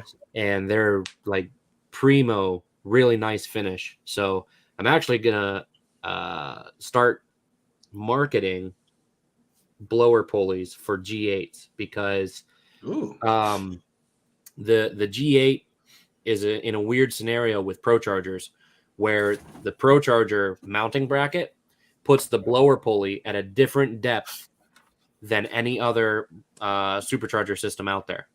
So LSA is pretty close to the block, but the Pro Charger one is further away, and it's not shared with anything else. So there's only 2 companies that make an aftermarket balancer solution for a drive pulley on the G8 Pro Charger bracket setup, and I'm not a big fan of their solutions. So I'm going to use a cutting tool like this. Damn. Or like this. What the heck? Hold on. What are you cutting? This was actually, we had an industrial arts class at the school. I was gonna say those sound like wood, and if that was steel, I don't think you'd be whipping They them are. around. So These were like teaching aids. We were you could show someone how to contour it, and you pass them around. But of course, I brought all this stuff home. Of course, all the blocks. Still have all the things are heavy. I wish I had time to learn that. That's real interesting to me. Little block. I wish I would have learned when I was younger. I think it's something. I got too much stuff on. I've talked about this with people. I think it's something that everybody who's in automotive or any kind of mechanical art should have some experience in. They should have some just rudimentary machine shop. Oh man, I was just talking to somebody about this the other day. I forget who it was. Maybe I'll remember. Maybe it's in my notebook upstairs. I know the welder, the guy who I used to weld the bung. We were talking about this, and I told him I can't tell you how many people I've talked to who don't know how to measure. They just don't have a concept of measuring with the correct tool, a vernier caliper, a dial caliper, or a micrometer, or whatever. And I said, it's the basis of everything. I mean, you're going to have to. I mean, obviously, you're working on cars. You're not doing that all the time, but I mean, when I'm in my garage, a lot of times I'm fabbing stuff. I walk my vernier calipers in my back pocket. I just walk around with it in my pocket because I'm always taking it out and measuring something. You know. And I only have one good set of dial calipers, and last year sometime I dropped them. And so on the backside, the ID end, the one of the teeth is curled out, and I never remember that until I go to measure the ID or something. Yeah, and it's like it's like a 10,000th error. Why is that? Why is that wrong? Yeah, it sucks. Yeah. And I like my calipers a lot because they're 8-inch instead of 6. And you'd be surprised how often a 6-inch caliper is just not quite long enough. Well, that's the thing, and that's something that I learned a long time ago. Big difference. Whatever you're doing, whether you're measuring, if a gauge is going to measure temperature or pressure, or if a tool is going to measure a distance, you never want to be at the extremes of that tool. You always want to be in the middle somewhere. Yep. You don't want to be at the extreme because you have losses out there. They're not always as reliable. Inaccuracies. So, exactly. I'm going to say that you should buy a good, expensive pair or set, because I bought some cheap ones and it kills the battery. Like every time I use it, the battery's dead. We should really take the battery out. I do. Really? I was going to say, I take, like, I use my digital torque wrench thing. I take the batteries out. I have a caliper I leave at the shop. Yes, I take the battery. I pull the cover off and just let the battery not ground. And because they discharge, and I don't know. Somebody did a video on that, Tyler. One of the channels I watch did a video on that. I can't remember who it was. It's a year or so ago. So you know how when you buy something like that, the batteries and what? Like in the digital caliper. Okay, yeah, the little. Okay, yeah. Yeah, so gotcha. You a lot of times when you buy them, there's a plastic little sleeve in there that you pull out, and it lets the battery ground. Yeah. So I think what he did is he just like made one to just slide back in to insulate it so it wouldn't ground. But yeah, those batteries go. Well, I actually took the battery out. There's nothing in there. Yeah, they go dead when they set. That's also the torque wrench. That's every little thing that you got in there. Like the what's it called? It's like a degree, the little square degree thing. That you put on the pitch angle, the degree finder, and everything like that. Take the batteries out of everything. Angle finder. Take the batteries out of everything. Yep. Yeah. I found it. I just thought of this yesterday because I was doing this carburetor. I wanted to measure the weight of the float, and I have a little digital scale that I keep in the garage. But I take the batteries out of it, and spare batteries. This because that takes two. There you go. That's okay, Ray. Hold on, he's not done. No. If I got to go to the battery room, I will. Spare car batteries. Yeah. 18 volt. Or you can just have a bunch of old stuff. Yes. That don't have any batteries in it. Right. I love the mechanical dial gauges and all that stuff. I have to break mine out to do my rear end and my 12 volt, which will be coming soon. Right. I will say, I really want to get one of those cheap DROs for my lathe. You know, Like you can get them for like 250, 300 bucks on Amazon. I don't need like NASA precision anyway, but man, would it be handy to know exactly where my tool is on I the will tell lathe. you, a friend of mine has a couple of lathes and a small garage smith mill, and he put the Chinese DROs on them and loves them. Says they, for what he's doing, it's fine. Yep. So yeah, I would say okay on that. So the thing I was going to say with the batteries, the thing I noticed, I thought of it yesterday when I took the batteries out of the scale, is the alkaline batteries always will sulfate if they're in for too long, and they degrade. But the button cells don't. At least I haven't seen it yet. Luckily, They will. Yeah, I haven't seen that. They Actually, take longer than the alkalines. My dad's watch. He's got it's a vintage Seiko. It was like 70. I can't remember, but it's been 3 years since he's passed, and it was done. And my mom, I got the watches, and Emma wanted it, and I said, "Oh, we'll just go up and get the battery replaced in it." And when we took it apart, it had leaked, and it's like $400 worth of damage. Wow. And actually, I'm really where did it go? I got an appointment because I'm really kind of scared because he had a Rolex and it's the same thing. And I'm hoping that it's not. I'm really hoping that.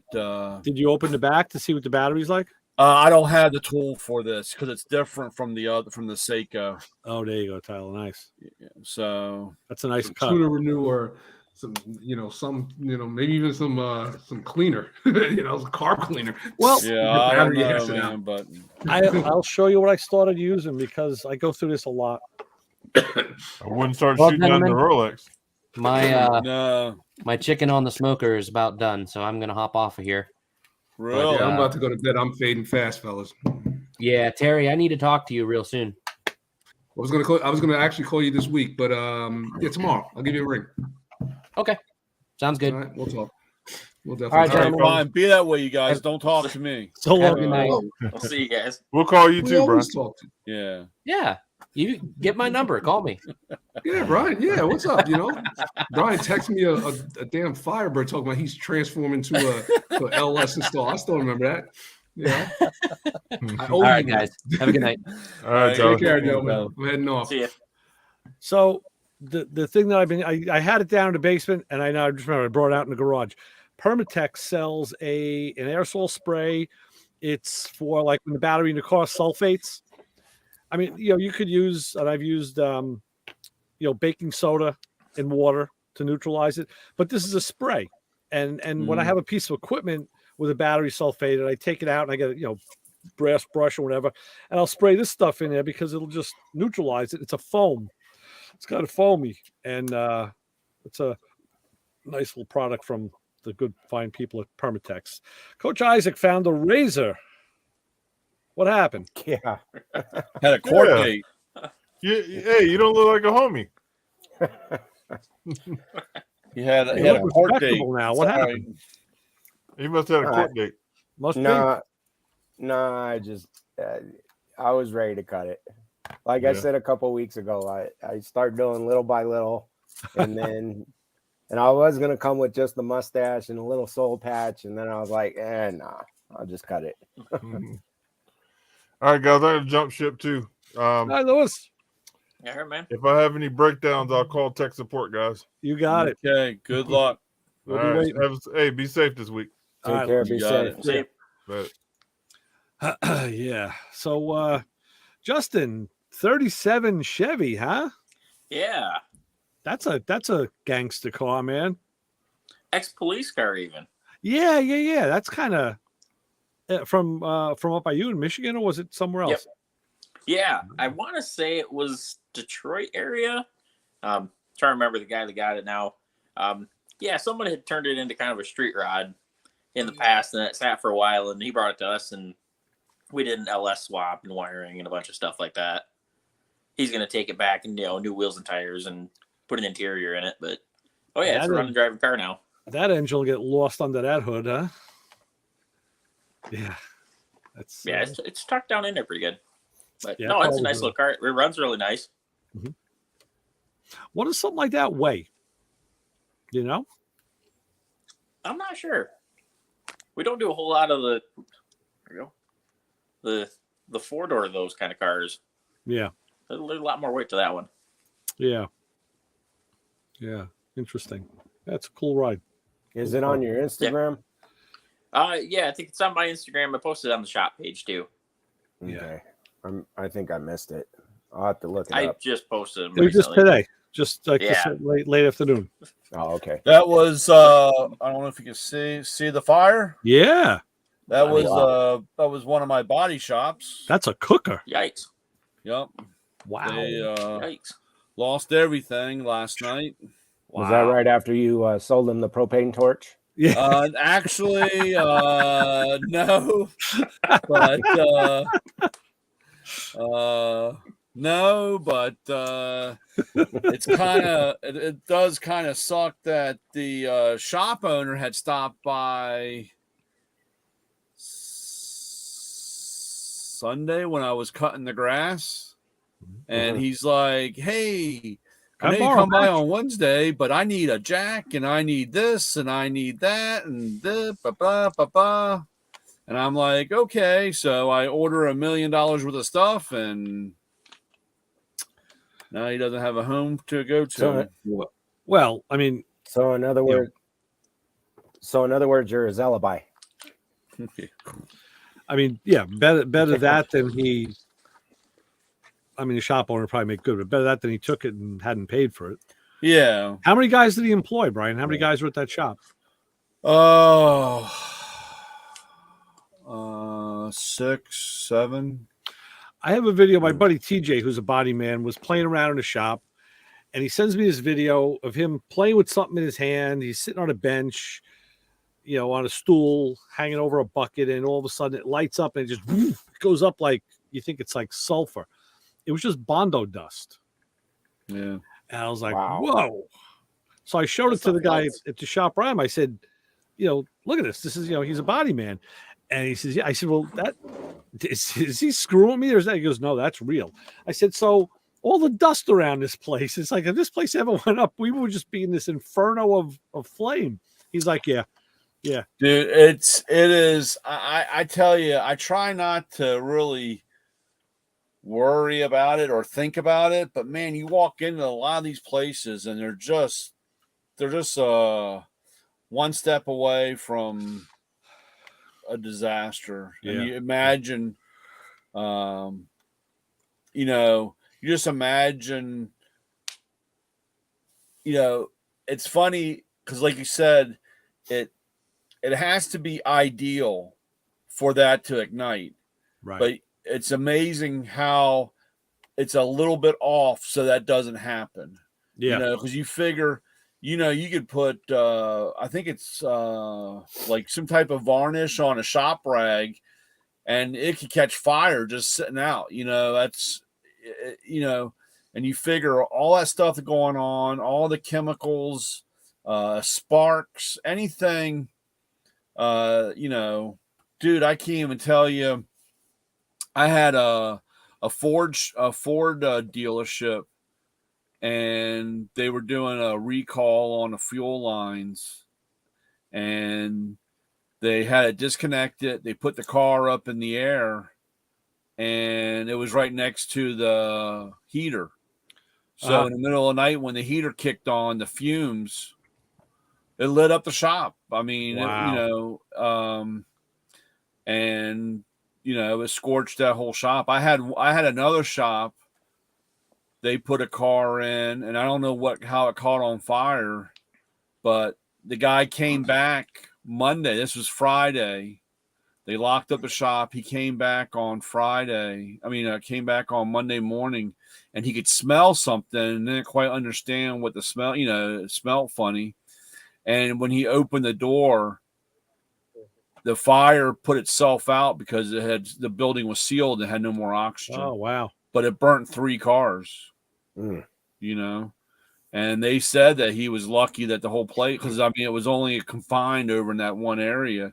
But I guess the shop was sealed up enough, and once it burned out the oxygen in the building to keep it going, or it wouldn't stay going. He was lucky as hell that it just didn't burn everything. All right, I found it, and I will show it to you as soon as it stops. So he pours it out of one hand, and he has a match, I guess, in his other hand. It's a little grainy because it's his it was a cell phone. Okay, there's TJ in the shop. So he's going to pour it out. He actually did it. He had slow motion here. So he'll pour the Bondo out of his hand. There you go. And there's the ignition. Well, I guess it happened so fast that he just made it slow motion.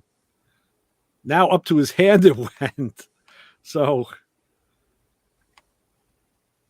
and that was just like a palm full. Look at that, man. Wow. Yeah. That's some hot shit. Yeah. And you figure that thing, you got a guy on a DA or a mudslinger, and that thing is just cutting through, and man, you want to talk about one hell of a mess real quick. Yeah. Yeah. And I had one time when I was at the dealership, a guy across the lane from me, or on the other side of the shop, his name was Austin, and I said, he was cooking exhaust manifolds, exhaust studs out from the cat, and I looked over and I said, "Hey, Austin, that car didn't come in with tinted windows." Oh no!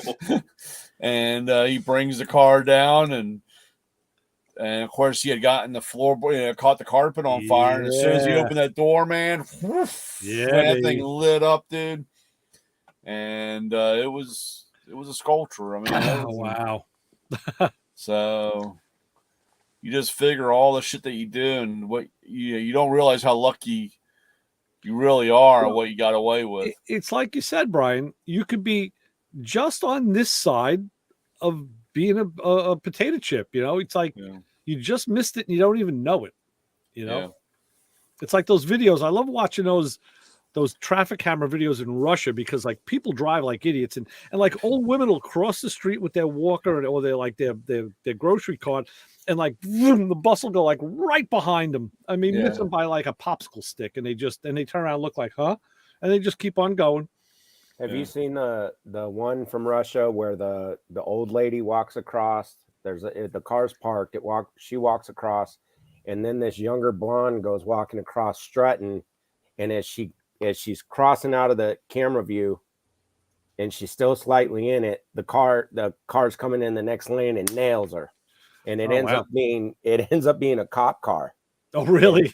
Yeah, and the two cops get out, and they're checking her over and looking at her, and then all of a sudden the back door opens, and you're like, wait, there's a criminal in there, and he's getting away. No, really? It's a third cop, but the time elapsed. There was a good amount of time before the guy in the back seat got out. He gets out, and they're still looking over, and then they walk her to the back of the car and put her in the back of the car, and she seems kind of dazed or whatever, but yeah, but she's strutting. The difference is the little old lady walks across and she looks and goes.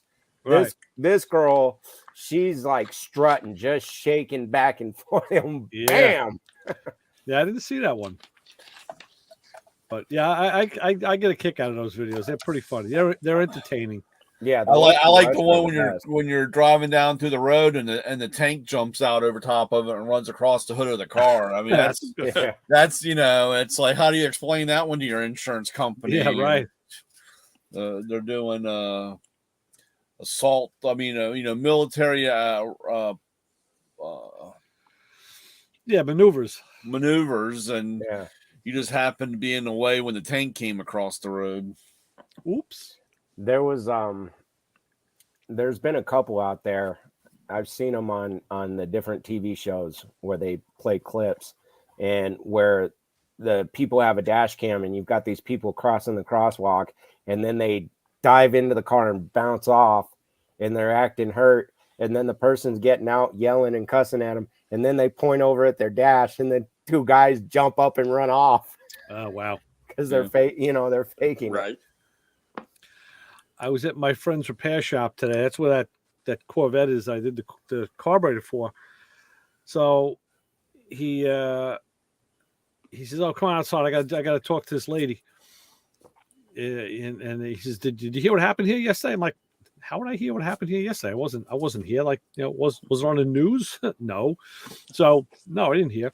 So it ends up this woman. It's an 04 Lexus SUV, and she dropped it off for some work, and they were jockeying cars around in the lot. So they had like 2 or 3 cars running, and they were just moving them around. Somebody drove off. Some guy comes from across the street, jumps in the SUV, and just jumps in and locks the doors. Now it's running, and he just starts rifling through the truck, going through everything. I don't know what he was looking for. So my friend Barry comes out, and another guy comes out, and they're pounding on the windows like, "Get the hell out of there!" And he couldn't figure out how to put it in gear. So the woman's telling me this story now, and I said, "What kind of shifter do you have in that thing? Was it one of those knobs?" Or I said, because I've actually had to move some new cars, and I had to sit there. I had trouble figuring out how the hell to make the thing move, But no, it had a regular stick, but it was like a Z-gate type of thing. So she says, no, he was probably too stupid to realize he had to put his foot on the brake. Yeah. So he opens the door, opens the window. I think they pulled him out through the window, throw him on the ground, and they're going to tune this guy up. And he seemed kind of like penitent. He was like, apologizing. "No, I'm sorry to be there." Like, yeah, well, that ain't going to cut it, buddy. And then he got arrogant and he got up in their faces. And that's all he had to do, because they were going to like make this guy disappear, So cops come, and the guy gets into it again. And my buddy was like, charging at the guy. And luckily the cop jumped right in the middle of the two of them and said, "Hold on, listen, we don't want to make this worse than it is." So now the guys tell my buddy who owns the shop, "Listen, man, I'm going to come back here. I'm going to fuck you up. I'm coming back. You're not going to be safe." And Barry's like, "Yeah, listen." He goes, "I happen to know that what you're doing here is a felony. It's like, Grand Theft Auto." And he says, "Now you're going to be coming back for a while, dude, because you're going to be away for a while, long enough you'll probably forget about it. And if you do, yeah, come on back. We'll talk about it then." So I was like, boy, I was there. Today's Thursday. I was there Tuesday. I said, "Was there Tuesday and Thursday? I missed the one good day when something happened." How do you like that? So funny. Just, man, you never know what's going to happen. Yeah. There's nutty people. Yeah. Don't do drugs. Yeah. Yeah. Keep the needle in the record. And now, there's the. You had another picture, Justin, with the Mark 7 or 8 or whatever, right? The old Mark 6. Yeah, I actually, that's one thing I hate about Instagram, because it came up and I started reading, and of course I set the phone down, and of course it goes to sleep, and you bring it back and it refreshes, and then it's like, where did it go? And you could be like pages away.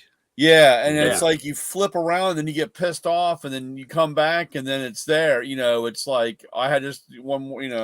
I tell you what I hate on Twitter. On Twitter, every day I get more things in my feed that were kind of similar to other things that I looked at or that I follow, and with them you can just hit the 3 dots and you can say you can block the person or block that feed.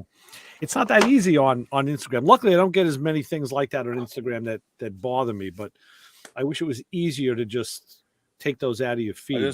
I wish there was a way when you say you could save something, or just click it so that it starts back where you left, because it's like, Well, because I was going to ask you a question.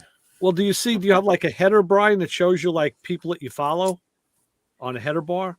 Yeah, but that's on the reel. That's not. Oh no, I get it. Not even on the reel. I get it on just on. You're talking about up top here, right on top. Yeah, like you'll see your logo to the left, and then to the right of it will be American Gasser, right there. And who else is there? Bad Tree Productions, Challenger. Yeah, I can go through them. Matco Tools is there. Coon Trucking is there. Silver Sport. So, but I was watching. Oh, and look what just came up. That's As I opened it, there it is. The Chevy. So if you can't find that, man, it's everywhere. It's finding me. Yep. Yeah. It was funny because here Isaac, you have it too? Yeah. Right as you said it. We all got it. There we go. Everybody. That's what I was looking, because it was funny. What year is this? 80. Okay, well, it was 2023. 80. So that's 80. I don't know what year, but I was watching Canon. Oh wow! The other night, right? And he was sporting one. I don't. That must have been like what was that? It was like 72. Late that early? 74. Oh, maybe yeah. It could be mid 70s. But I was on. I didn't know what year that was. That's why I wanted to ask you. The later 70s, the Mark V's are actually, if you just glance at them, they look almost identical to the Mark 6, but they're like 2 feet bigger and like 700 pounds heavier. The older ones. Yeah, but they look. The only thing I noticed on this when I was watching the one with Frank Cannon,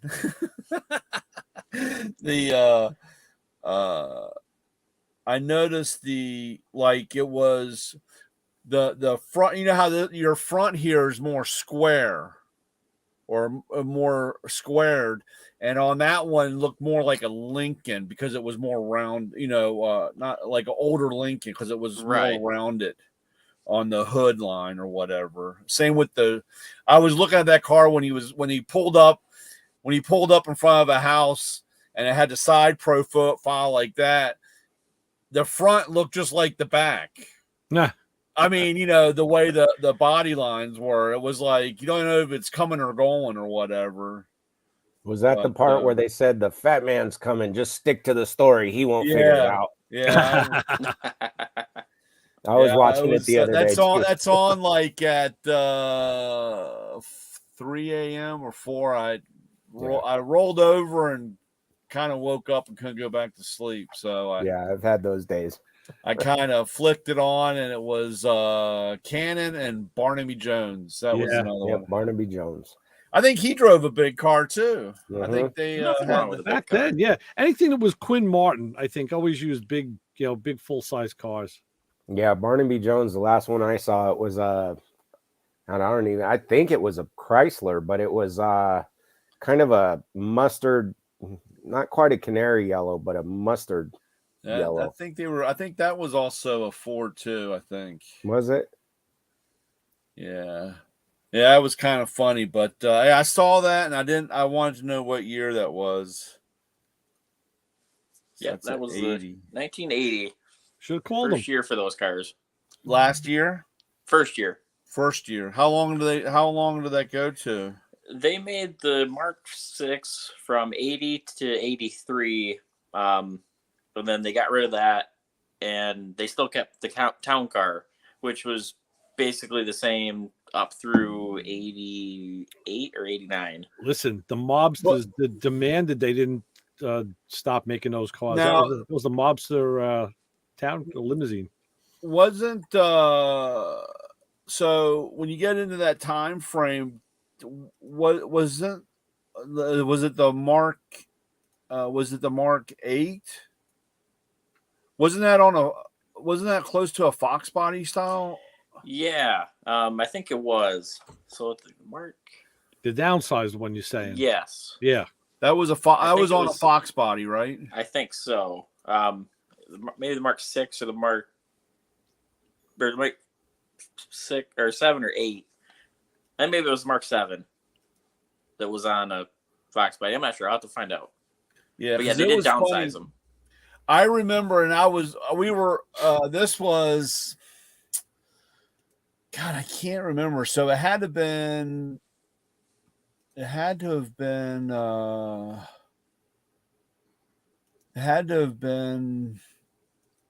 late 80s or early 90s.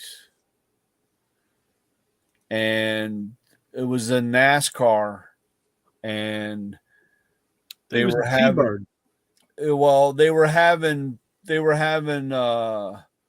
problems with the car.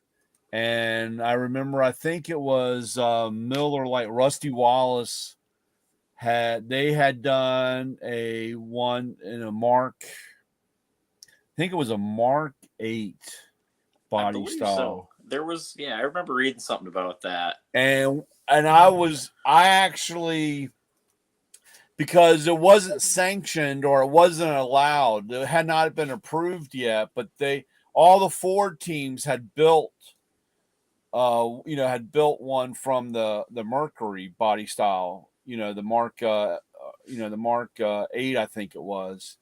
Yeah, it wasn't the Mark 8. Wasn't that the same, basically the same body as the Thunderbird?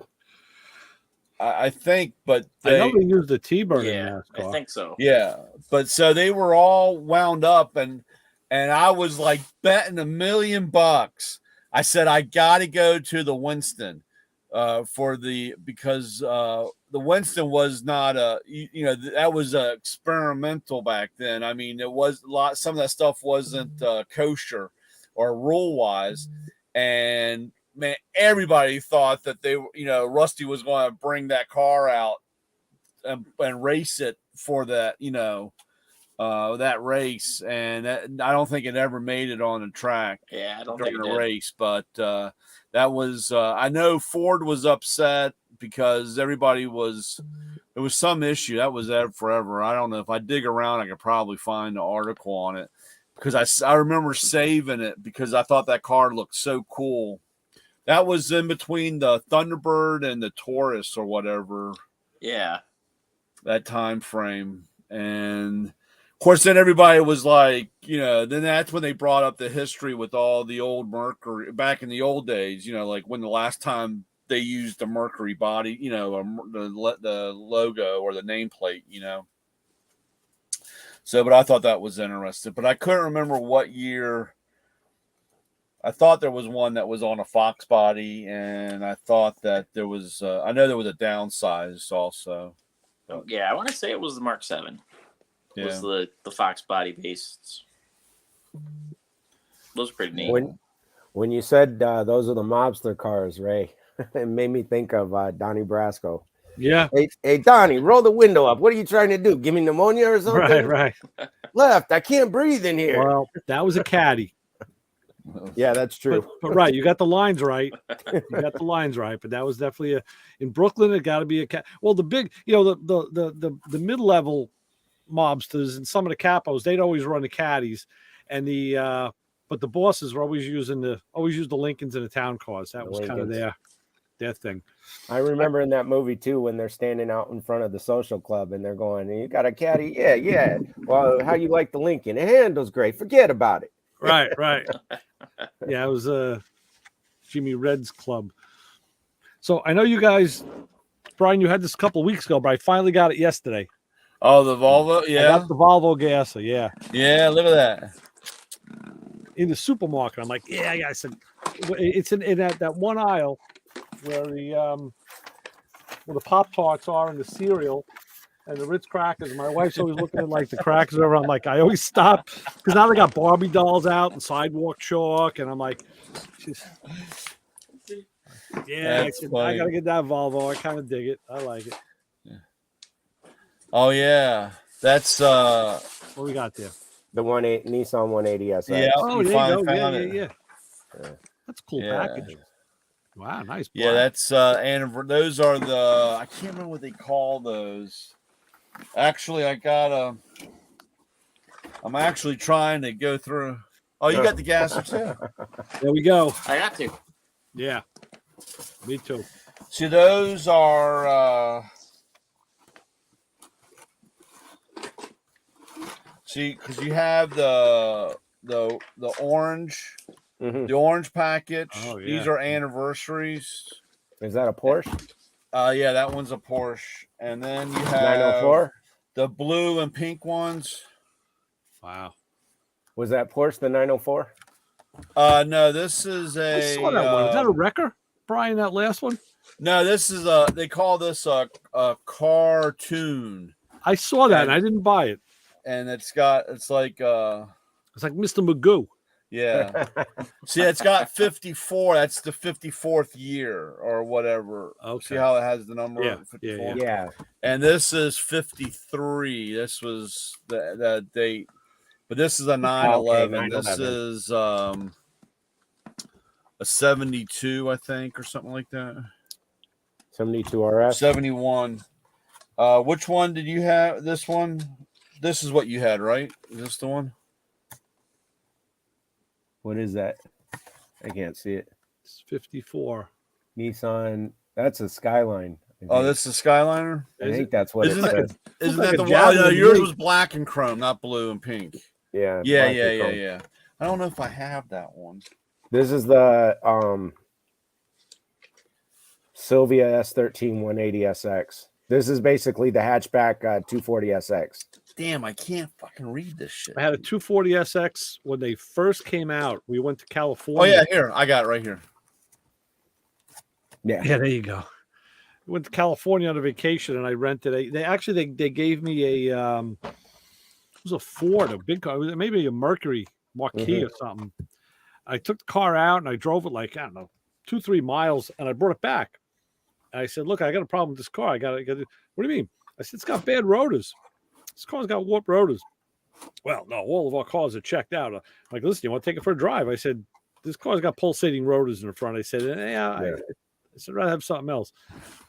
So they argued with me a little bit, and the guy went out and took it for a ride. He came back, and of course, he didn't say anything, so that means he knew that, that I was right. So he says, "Well, we don't have another car like that. I don't have another one." I was like, "Fine. I didn't want that freaking thing anyway. I'm in LA. I don't need a freaking Mercury Marquis." He gave me a 240 SX. It was a brand new car that year. And I said, "Now that's cool. I'll take that." Yeah. Yeah. Yeah, I like the hatchback, and I like the 94 and up, I believe it is, the S14 240, and that only came in the one style. Yeah. There was no hatchback for that year. I got to pull my bullets back into the bag. Oh yeah, I heard you guys were sharing when I was on my way home. I was listening. I heard you guys were sharing. I heard something about the Springfield. Would you like to borrow it? And I thought I would share mine. That little big, but I guess it could get you in trouble. That's this is for a costume. This is my son played the game Halo when he was younger. Oh, and that's what it's. yeah. I did it all in cardboard, and now I'm redoing it in plastic. But it was part of his costume. I did the helmet. And, That's plastic. It looks like it's like wood or something. yeah, it's plastic. Nice. It's that hobby plastic you get at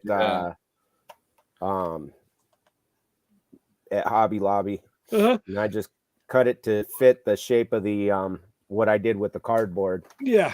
And I did a helmet for him and everything. Went to Radio Shack, got the LED lights right here, and there was a switch in the back. He hit the switch and they lit up, and did the whole chest plate and everything. I'll have to look for the picture. I think I have it on my Facebook somewhere. I'll have to look for it and copy it. Cool. But give me a second. I've also got another one I just got. Hold on. I had I think this week I had the most. I ran into the most cases I could find. I must have opened. Oh yeah. 15 cases of Hot Wheels. Nice. And you know what? What drove me crazy was they were older cases. They were D's, C's, and D's. I think, right? Yeah, because that's the number right here. This right here is telling you what case it is. Right. They were C's and D's, and those were like the dud cases. There was like I opened up. I must have been 12 or 15. I opened this week, and there was like nothing in them. You think you worked at the store, and that was your job, man? Yep, I got that cases. One. Oh, nice, the 007. Very nice. Yeah. That's the MR. No, that's the that's Toyota. That's the Toyota car they did not make in a convertible. They chopped the top off just for that movie. Top. Yeah, because Sean Connery was too big. Right. Yeah. My the model number of that car, I forget. It's the real car, 2000 GT. A 2000 GT, right? Toyota 2000 GT. In fact, one just sold. I think it was for $1.5 million. I might be wrong. It might have been more.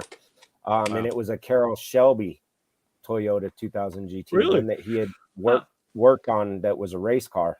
Oh wow. Yeah, it sold. I want to say 6 months ago.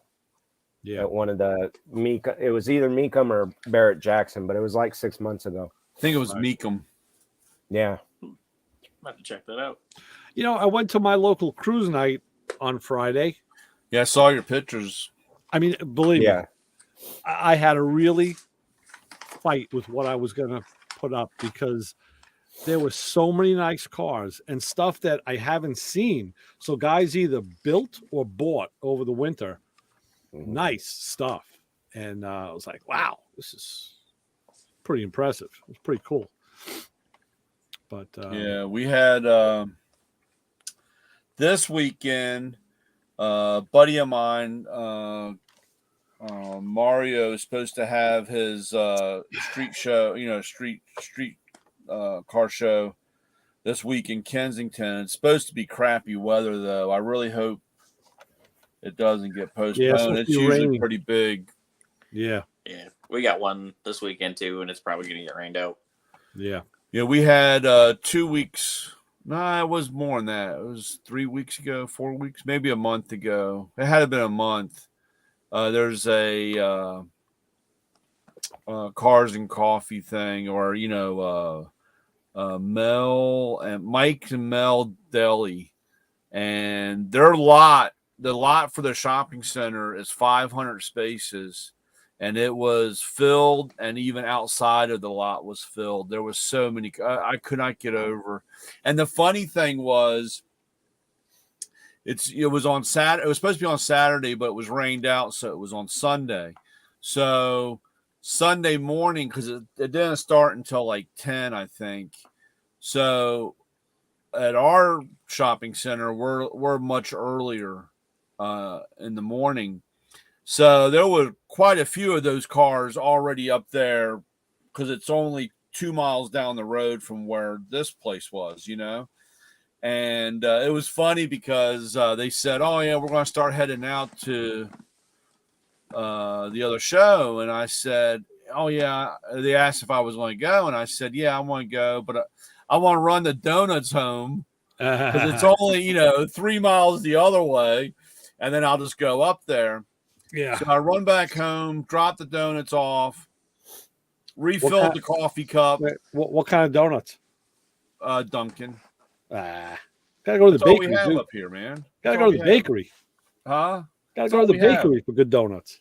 So, surprising. Run back home, jump in the car, drive up there, and I had to sit for 35 minutes to get into the parking lot up there. Wow. And I was like, man, I almost turned around and went back home. I was like, I couldn't believe. I said, Scrooge, I should have never taken those donuts home. I should have just taken them out there and we go all eating them. All right. It's after 11, and because you bought crappy donuts, I'm going to tell you about a really good lunch sandwich. My wife watched it. It was on the news. It was on a local. They do like a food segment. You sent me that. Why? Didn't you send me that? I don't think so. I don't think I sent you anything with food.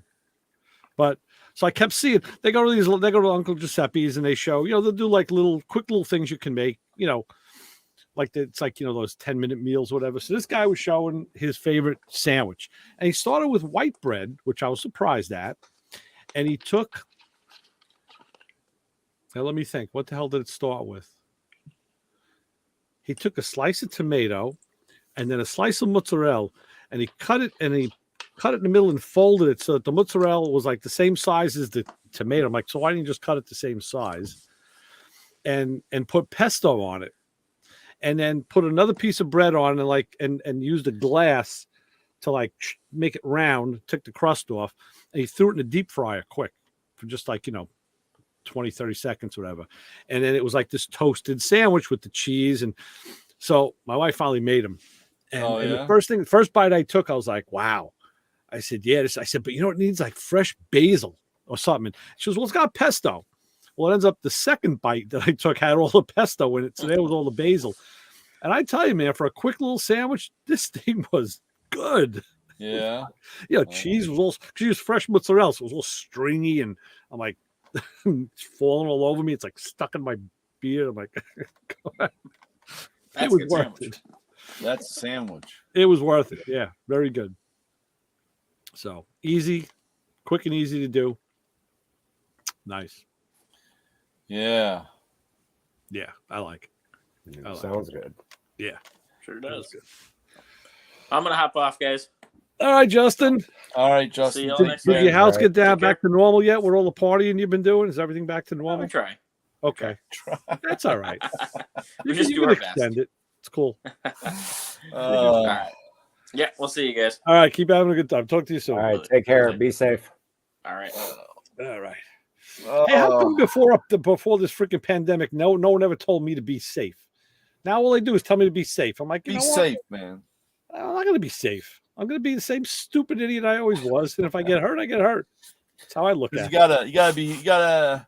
I tell you, man, it's been crazy down here. I mean, we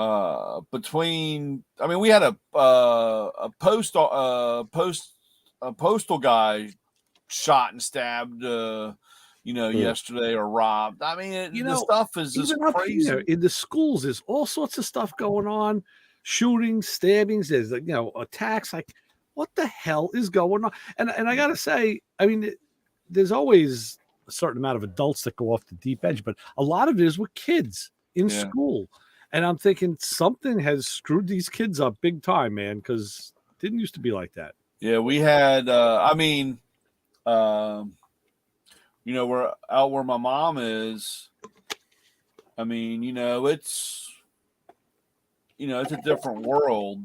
It's away from everything, and I mean, it's in the news all the time now for between carjackings and shootings and all kinds of stuff, and it's just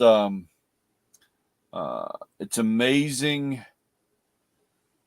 Like I said, I drive around all day in this stuff, and the stuff that I see is just unbelievable. I mean, half the stuff I see, if I say something, you wouldn't believe, Yeah. And it's just crazy. And people, and I tell you, man, people, I had a guy today, a trash truck had stopped. It's 2 lanes. And, a trash truck stopped to get trash. And before the guy had enough room. The one guy went to go around the trash truck, and then I come around, and this guy pulled into my lane, blowing the horn, telling me to get out of the way. And, I stopped the truck. Yeah. And asked if he had a problem, and he's like, I got to get around. I said, well, first of all, you're in my lane. I mean, I don't even know why you would think that you have the right of way to cross a double yellow line and get in my lane, and like I'm supposed to move. People have to go where they're going, and damned, I see it all the time with left-hand turns and in front of you, and dude, yeah, I never knew that we had, we have right on red. You can make a right-hand turn on red. Yeah. Okay, but I have seen so many left-handed turns on red now that it's just absolutely insane. You guys need some red light cameras. We should send some. We have them. Oh, really? We have them. Oh man. Well, and the problem of it is that you just get a ticket. I mean, you just get a fine. You don't get because they don't know who's driving the car. I mean, you get this ticket, right? It's it's $55 or $65. If you're in the school zone, it's doubled. But yeah, these people, there's it doesn't affect your insurance. It doesn't affect anything. You just they just if they pay, I'm sure they don't even pay. Up here they'll do that, and then you go on a scofflaw list. It takes a couple of years. You got to really rack them up, but once you're on the scofflaw list, then they'll usually make a deal with you, just to get something. They'll take a deep percentage, right? Then they make a deal. So people are like, fuck, I'll just wait and I'll pay less, and who cares, right? I mean, like I said, it's all crazy, but God forbid the fat white guy does something, because they'll make me an example. So I try not to say any more about this because I know I'll get in trouble. So I don't know how it is there, but you have people like here. What I see is people that they're on their way somewhere and it's all about them. Everybody's in their damn way.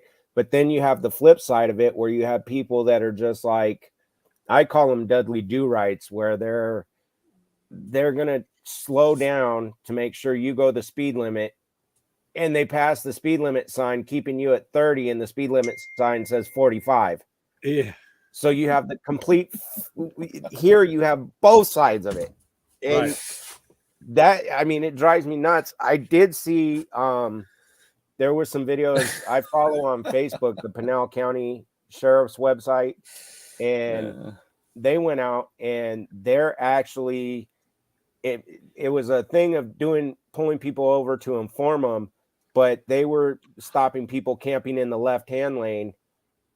And I commented on it. I was like, that's great that you're doing it. I wish everybody else around here would do it, because down here I don't see it being done, and people camp. What was that? The video you sent me, Isaac, that they were coming out of a concert and they were stopping. That was Pinal County. That was okay. So I thought that was part of what it's called. If you go on Facebook and you follow their Pinal County, that deputy that was from New York originally, that's Deputy Frank Sloop, and he has a thing called Fridays with Frank, and he drives an unmarked car and he pulls people over. It's pretty entertaining. He seemed to be a pretty funny but a nice guy. Yeah, all his videos, he's pretty. I mean, you can tell when he's kind of being a smart ass, and with reason, but it's that subtle smart ass type. He pulled over one guy and he says, "All right, listen, you got that the forest grow." He probably had like 900 pine tree air fresheners. Yeah.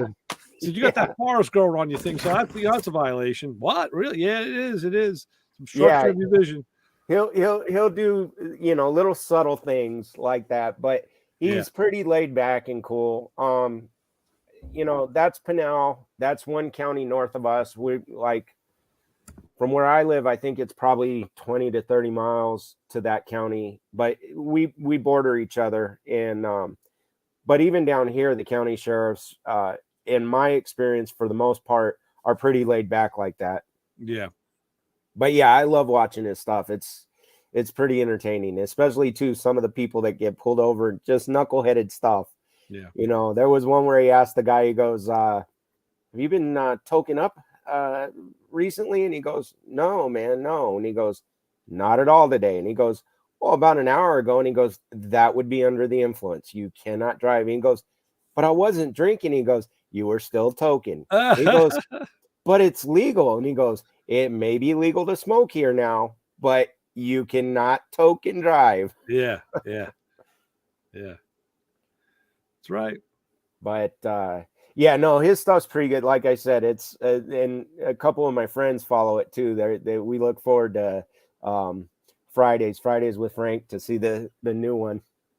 In fact, for April Fools, they did a whole video about he's been here for 26 years or something like that, and he's going to be retiring. And they went through this whole thing, and then it was so here's his replacement, and we'll be doing Fridays with Jeff or whatever, somebody else. And they go through this whole thing, and the guy's just kind of like purposely making mistakes, on the stops. And then they come back and they go, well, you just can't retire. We can't do this without you. And then they go, well, it's an April Fool's joke. Yeah. It was pretty good. Good. What are you watching, Brian? What's on now? Adam 12. Oh, those are the ones that were on at 6:00 tonight. Yeah. Yeah, I can't. Is that Cozy or that's not me, right? No, that's FETV. Okay.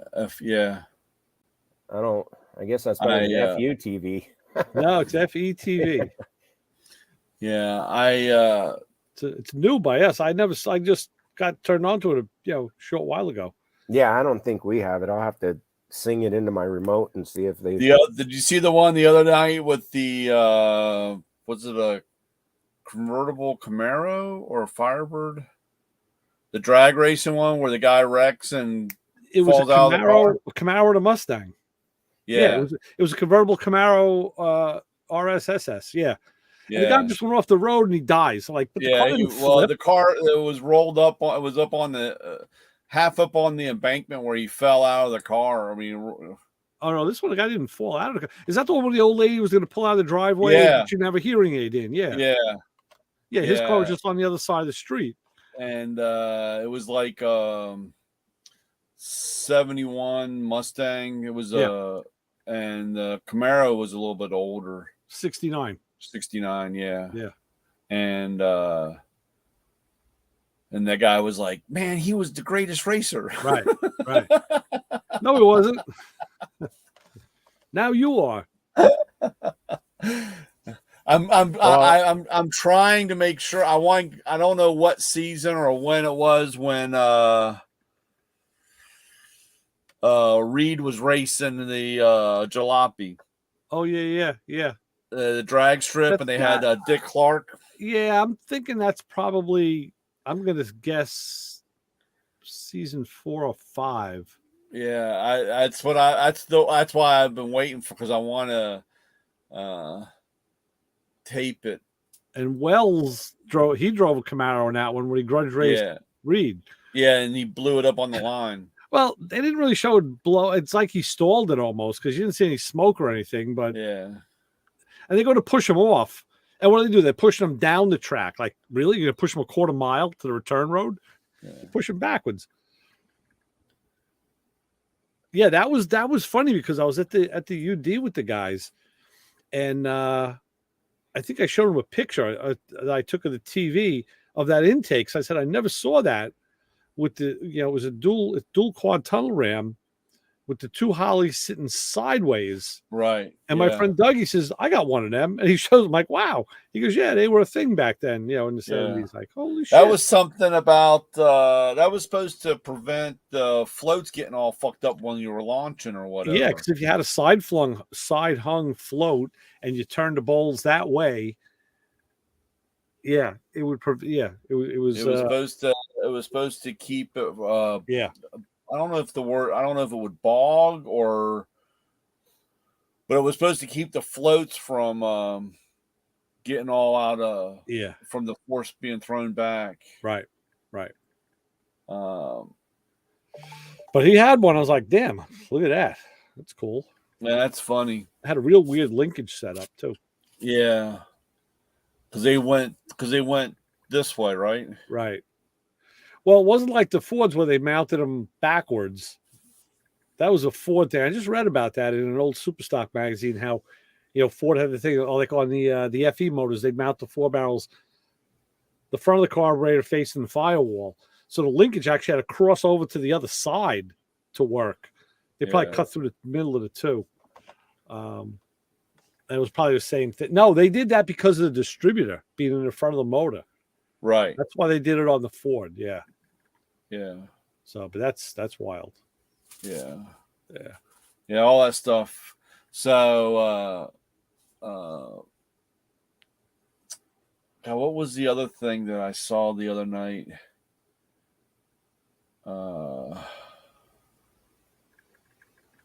Tell you, I hate when I can't sleep and you wake up and you start flipping through the TV because there's some stuff on TV that's like, I tell you something. I don't even do that. If I have a bad night like that, and I've tossed and turned pretty much all the time, just from one side to the other, and now I've been waking up with a real dry mouth too. I guess because the weather's changing. But if I can't sleep, the one thing I don't do is I don't look over at the time. yeah, because I don't want to see that it's only like 12:20 or like 1 o'clock. I don't want to know. No. I mean, tell me it's like 4:30 or 5:30. Like, okay, cool. I can deal with that, but don't tell me it's like 12 o'clock. That's if I went to bed early. I've been going to bed later now. Yeah. So I just kind of like force myself not to look at the clock. Yeah, I hate. I mean, like I said the other night, I think, man, I was like 2:30, got up and, like you said, flipping around. And I finally got up and went downstairs because I didn't want to wake the wife up. Yeah, and because and of course then you get then you wake the dogs up and they're like, "What's going on?" And you got the dogs walking around following you. What are we doing? Yeah, what are we doing? Is it time to eat? Must be time to eat. No, it's not time to eat. Well, I got to go outside. You ain't going outside. Yeah. And, then I come down and do some paperwork. I said, man, I got to get back to bed. And but I'll put you to sleep. And run around and I make the mistake and turn that TV on. And, dude, I can't remember what was the other one I saw. I know there was Maddox, and then it was Canon, Barnaby Jones. All was old black and white. The Highway Patrol. Yeah. Highway Patrol. Broderick Crawford. There was an episode of Chips where they pull over Broderick Crawford on the freeway, and John doesn't know who he is, but Ponch does. He's like, hey, you're the guy. Say the line. And he was like, he's being all kind of coy. And John's like, what are you doing? Just give him his ticket. He goes, no, you know who this is? This is him. He goes, yeah. And I forget what the line was, but Ponch, does it kind of, he really over emotes it. And Crawford says his line, I was like, hey, that's cool. Yeah. I was watching that the other night, probably about a week or two ago. And, they had these two motorcyclists that came through this town, and the people in the diner, they treated them horribly because they had a bad experience. Yeah. And when they get a close up, I was like, "Oh, that's Clint Eastwood. That's Clint Eastwood." Wow. I was like, "Oh my God!" And then I was like, "I gotta." And it was one of those things, kind of like Brian said, where you wake up and you're like, "Hey, what's this?" And when I saw that, I was like, "Well, I got to stay up and watch it now. I got to get to bed, but I got to watch this." That's one of those classic shows that always had like the tire screeching sounds on dirt. Yeah. Come on. And it was or the guy shoots and hits a tree and it ricochets and you hear like Superman. Like, come on. Yeah. Yeah. I was like, man, look at this. And I was like, God, I got to go to bed. Did you go to sleep after that? No, I was done. I was up. That was a long day. Yeah. Well, long next day too. Yeah, that's what, like I said, we went out yesterday morning. I had to watch Leave It to Beaver and then Beverly Hillbillies and Hazel, and then I went food shopping, and then we had to go. We ran another errand. I forget where else we went somewhere else. I came home. It was early afternoon. Had some lunch. Watched Emergency. and I wanted to go out in the garage and finish that carburetor. I wanted to deliver it yesterday, but I'm sitting there and watching Emergency, and next thing you know, oh yeah, out. So an hour and a half nap in the afternoon. Then I got up and I was like, all right, now I got to go out and finish the carburetor. But by then it was like, 4:35. I know who's closing up. So I'm like, I'm not going there today. First thing in the morning, I'll be going. yeah. But I said, that's great because now, like, you want to sit down and take a nap? Sit down and take a nap. Yeah. It's like, no biggie. Yeah. I like it. I wish. I like it. Yeah. We I'd be started sleeping watching in the tool truck. Put a little hammock in the back. we started watching. I got my wife into watching All in the Family. Oh yeah. Oh my Sunday God, nights. yeah. And I said, just be prepared. And but at the beginning, she was working on a puzzle, and I guess it was the first day I had it on, and she was working on a puzzle, and it's at the beginning, the intro, and she right when they're singing, and his wife's screeching, and she goes, "What the hell is that?" And said, "It's Archie Bunker. Come on." And she goes, "I've never seen it." I said, "They kind of remind me of your grandparents." Yeah. Yeah, it's amazing the stuff they used to show on TV. Yeah. Well, one of the other, I think it was this last Sunday we were watching, and one of the episodes where he was going off on the Polacks. And I said, the one thing I will tell you is he spreads it around equally. I said, it's pretty bad. Yes, he does. I said, it's pretty bad, but it's equal. There was one, I saw one yesterday, and it was not Conrad, the guy who played the sergeant on Hill Street Blues, big tall cop. He played Mike's father or uncle. And big guy. Like, and Archie was like, "Whoa, hell are you?" He sat in Archie's chair. Yeah. Yeah. There you go. Sing along, guys. We're not singing along. We can make a sing along of it if you want. No, it's okay. Isaac's got to do the Edith part though. Yeah, right. Funny thing is when it comes on, I do. Yeah, I tell you, I watched that show and it was on, originally new, and for years I never knew what the words they were singing. I didn't know all the words. Yeah, I didn't know. I never picked up on the LaSalle thing until later on, and Funny how a lot of it fits for today. I know. We're men. Right. Yeah. Girls were girls and men were men. Yeah. I'm like, we could use a man like Herbert Hoover again.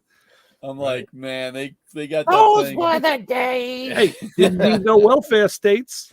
Yeah. Everybody pulled his weight. Yeah. G.R.O. LaSalle ran great. Those were the days. Yeah. So true. Unbelievable. I'm gonna have to send that to my wife. Well, I tried to get my kids to watch that. Like, I hear my wife telling my daughter about it, like, explaining what the show was about, and like, you got to see this, you got to see it. Yeah. Because, and for kids, well, she's not a kid really. She's, she's 26 years old, the young one, but for never being exposed to that, it's kind of like they don't know what to make of it. Like, wow, I was on TV. Yeah. Like, yeah, man, I'm on TV. Well, that's what I'm saying. Like I said, you watch a lot of that stuff, and it's like you think that we have regulations now, or yeah, we do. well, they say that we don't have, they don't think we have the regulations. Right. And I mean, guy, you watch this stuff, and it's like Norman Lear was a groundbreaker. I mean, and he fought every inch of the way to get things past, the censors and I forget what department it is who pulls all those strings. That's like you watch an old episode of Al Bundy, you know what I'm saying? Oh, right. Married with Children was another one. Great. Like, holy crap, we used to, or you even watch older version of something from the Simpsons, you know what I'm saying? Yeah. And I was in my friend's bike shop today, and I don't know, my buddy was doing had the laptop hooked up to an Overhauling, and he was doing a computer bleed, a brake bleed. So we were sitting there, and he goes, "Come in, you probably want to see this." I'm like, "Yeah, okay." So I said, "I'm used to seeing that on a scanner like that. I hold in my hand, not on a laptop." But Richie said something, and I just started spouting lines from Airplane. And my buddy Gerard, like, he knows it. So we just go back and think it's like, wow, that movie is. I said, another one I had my daughter, we had to sit and watch it because, I know what it was. We're watching, he's doing the brake bleed. So he had to hold the brake pedal and it starts counting down, So he says, okay, Richie, hold. And you got to hold it till till it says release. So I start reading, like, it's counting down, like, 32, 31, 30. So I'm like, gate 29, gate 28, gate 27, gate 26. When the plane is like, sliding, I was like, hey, Jews for Jesus. It's like, So we just start spouting these airplane lines. He's like, we're just laughing. Yeah. It's like, what a great movie, man. It's like phenomenal. Picked a bad day to quit drinking. Yep. And don't call me Shirley. Lloyd Bridges played a great part. Picked a bad day to quit amphetamines. Yeah. Bad day to quit smoking. Sniffing glue. Amazing. Those movies like that will never be made again. I'm glad I own them on DVD. Yeah. As long as it's something to play them on. That's like when they said the shit will hit when the shit hits the fan and all that shit goes away. Right. Laugh. Just sit there and laugh. That's like that's like a good old Mel Brooks, Blazing Saddles and all that stuff. And man, I tell you, they can't even remake that stuff right. You know what I'm saying? You could. That's the problem. They tried to remake that stuff, and man, that stuff is all. We were watching something the other day. It might have been one of the Lethal Weapon movies, but it was something. It was within a week or two ago, and it was something that was made roughly within that era of the Lethal Weapon series. And I can't remember if it was Lethal Weapon or not, but because those were on. But there was a Sunday marathon of all four of them. Yeah, and there was a simple line that they took out, and it was Lethal Weapon 2 because they were dealing with the South Africans. And I forgot what it was that they said, but they changed it to be sensitive, but yet they left in, but it's a big part of the movie. They left in the South African word that's derogatory. And I'm like, you got to be kidding me. Oh, wow. They took out this other that's part of the movie that, mind you, yes, okay, it's in today's temperature is not necessarily kosher, but right, they left this other in, and that's actually worse than what they took out. Yeah, figures. And I'm like, you're so woke, you don't even realize what you're censoring and what you're leaving in. I'm like, oh my God. That's sad. And the movie's it's just not the same. I mean, and it was such a minute thing that they took out, like I said, and comparative to everything else. Yeah. But yeah, it was Lethal Weapon 2. There's something else I realized about Adam 12. The show started with Malloy going to quit the force. Right. Because the partner that he had, the young recruit, the partner he had, got killed in a shootout, and he just had enough, and he couldn't take it. And the way it ended was Reed getting ready to quit. Yeah. After he gets the Medal of Valor, I was like, wow, I wonder if they planned that. Well, I'm watching him fight this giant. Oh, in the ball, it was in the. It's in the guy's house. He grabs a hold of Reed and takes the wrestler. Yeah. Look at the shots that guy throws Malloy against the freaking fireplace. Yeah. And he goes against the fireplace like as in a cross. That would have broke his back. He puts Reed through that table, right? The piano and everything.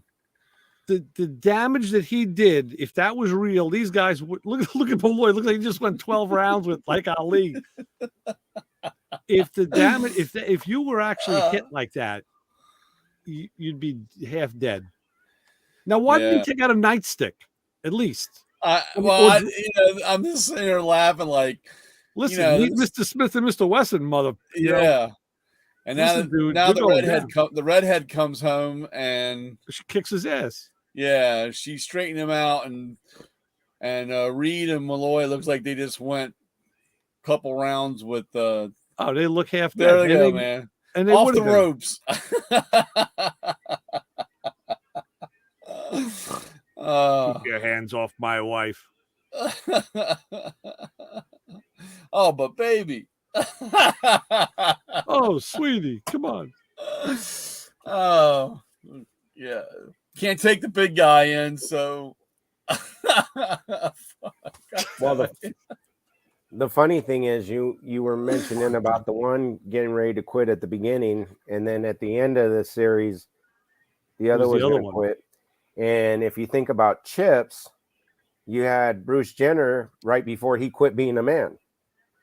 Well, it was a while before. I know, but it fits. He could have been a while. He could have been deep in the closet back then. That's a bit deep in the closet. Yeah. Well, the funny thing is, have you ever watched Adam Carolla?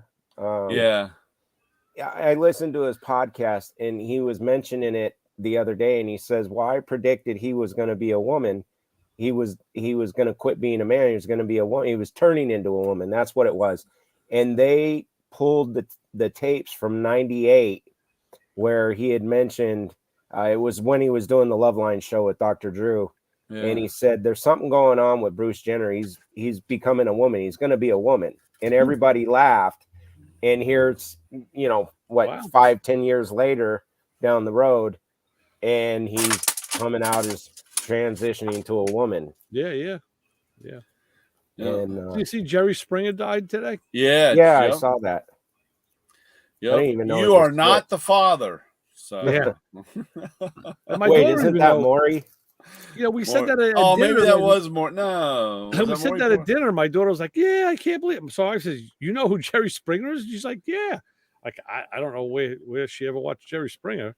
I said, Jen, he was popular in the 90s. You were born in the 90s. Yeah. Maybe that was Maury Porwood. Maybe that was you were. Yeah, Maury Jerry had the same. You're not the father. Well, you know what? Jerry probably did, but I know mostly it was neighbors messing around with neighbors, cousins with cousins, right. And then after the wife gets pissed off and she starts going at the other girl, then she turns around and she goes, well, I got a secret to tell too. And then she starts making out with the girl, and then the guy's freaking out. Right. It was all just a great TV. Outright shit show. Great TV. Well, it was basically the follow-up to Cops after they got out of jail. Yeah, I guess. Oh, this is Reno West. When he's not playing Reno West, this is the guy that played. He was dealing some drugs now. Yeah. He also played the character of Reno West, who was a thief, and he also played a cop in another episode. Oh, really? Yep. He plays a real loose, kind of affable kind of guy. Hey, have a seat. Want something to drink? I tell you guys. Come here, Brian. I'm a tool man, traveling kind. Yeah. All right, guys. I gotta get ready, man. I tell you. Yeah. It's been something else for sure. Yeah. Another day, another dollar. So yeah, hopefully I don't know. I think it's getting awful cloudy.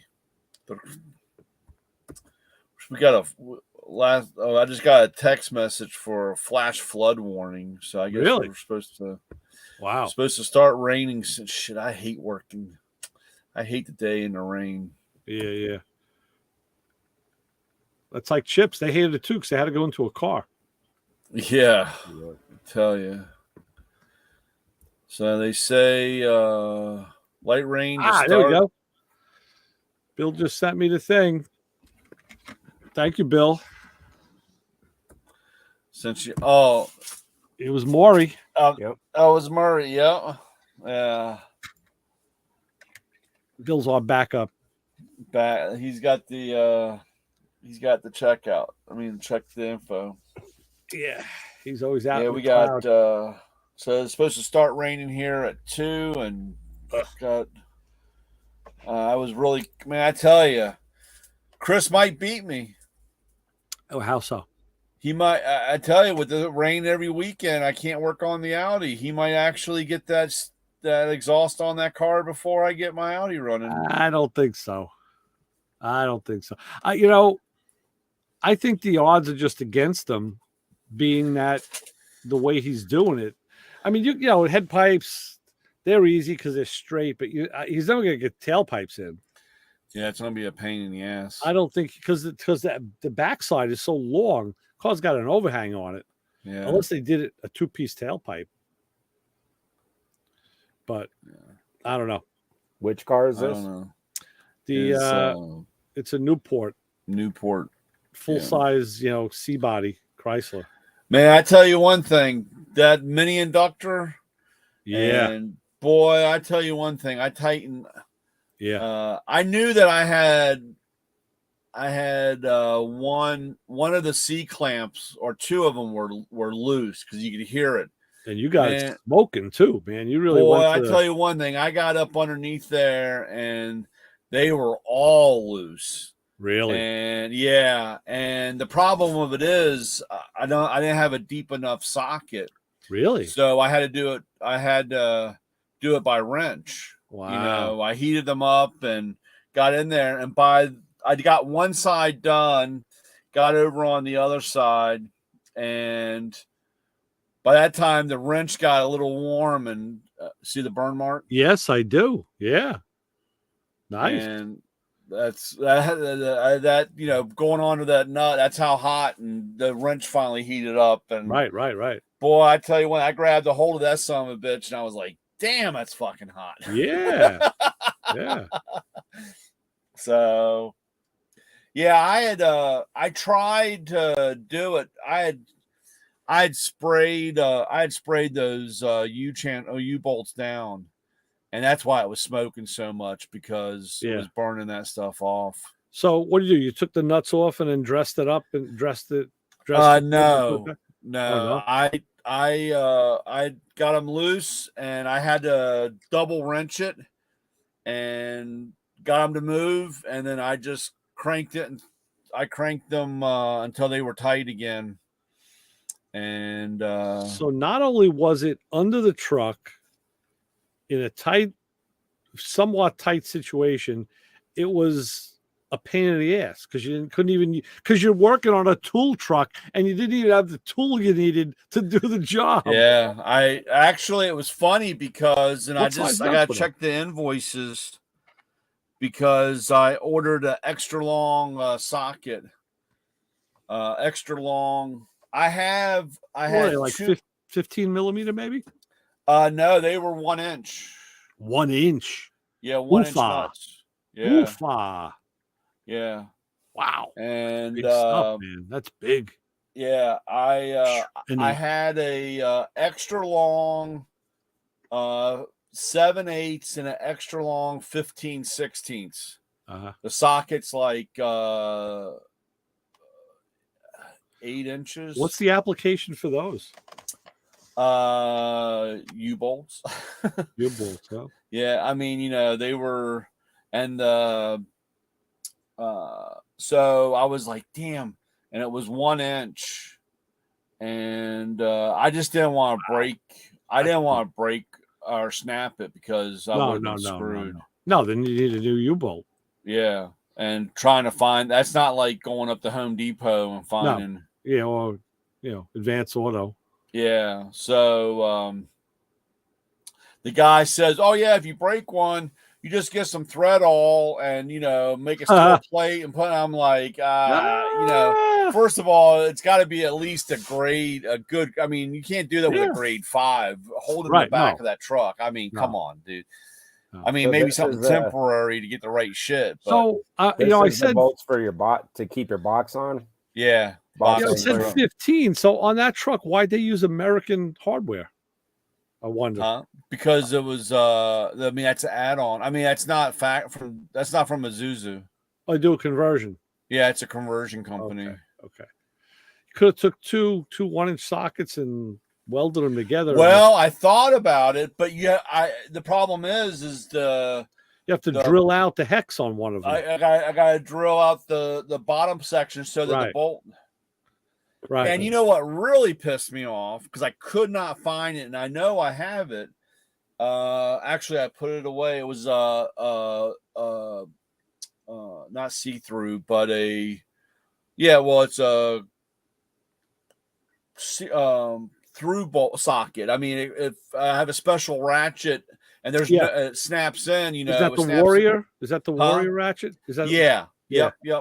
And I have a Husky version of that. Craftsman made one too. Yeah, I have the Mako ones, and I could find my 23, but I couldn't find my 24. Oh my God. And it was so close. I'm like, and that would have worked out great, because the ratchet I have for that's 24 inches. So some days you just can't win. No, and I was like, and then of course it was like, I wanted to get it done, and I'm like, well, let me look around more in the grass. I said, no, just take the wrench out there and burn your hand. Be a man. Be a man and do it. And boy, I tell you one thing, man. Scar yourself for life. That second row, man, when I grabbed that wrench, I was like, damn, that's hot. Yeah. Well, they make gloves. Yeah, I was going to say, I think Matco sells gloves. We know a guy. Yeah. Well, no, you know what? That guy don't have them, because he was supposed to send me a set months ago, and never did. So maybe they don't have them anymore. I don't know. I'll send them a set. I'll send them a pair of gloves. You'll send, yeah. Well, you don't want to use those gloves for the heat. That's not. I got guys that buy those gloves. This is the intelligence. They buy those gloves, and then they want to use a MIG welder and wonder why the gloves melt to their hand. You know what I'm saying? Yeah. It's kind of like a bad episode of Studio 54 and the polyester suit on fire. You know what I'm saying? I got some good suede asbestos gloves. They're made for like dealing with the fireplace. And so they're soft. They're very pliable, but they're definitely heat. Heat I have a set of I don't know what I did with them. I mean, they must be over on the welder, but it was actually for a TIG welder, for a TIG, and they're softer metal. I mean, it's softer leather. It's more instead of wearing those big. Yeah, those are like the ones that I have. Yeah, the robot hands. Right. Well, I was going to say, are you going to send him a pair of Snap-on gloves? Yeah, please do. Please do. Yeah, there you go. Yeah, you know me. I know you. We know you. So, Isaac, what do we say to people waiting for me to hit the garbage out tonight if it's not raining? You can follow us on YouTube, Facebook, Spotify, Instagram, and Twitter. Anywhere else you can find us on social media. But whatever you do, don't follow us home. And on Sundays, follow Motormouth Radio. That's right. Sundays at 12. Who do you have this weekend, Ray? Do you have anybody or no? Nobody's scheduled. Nobody's scheduled. Nobody's scheduled.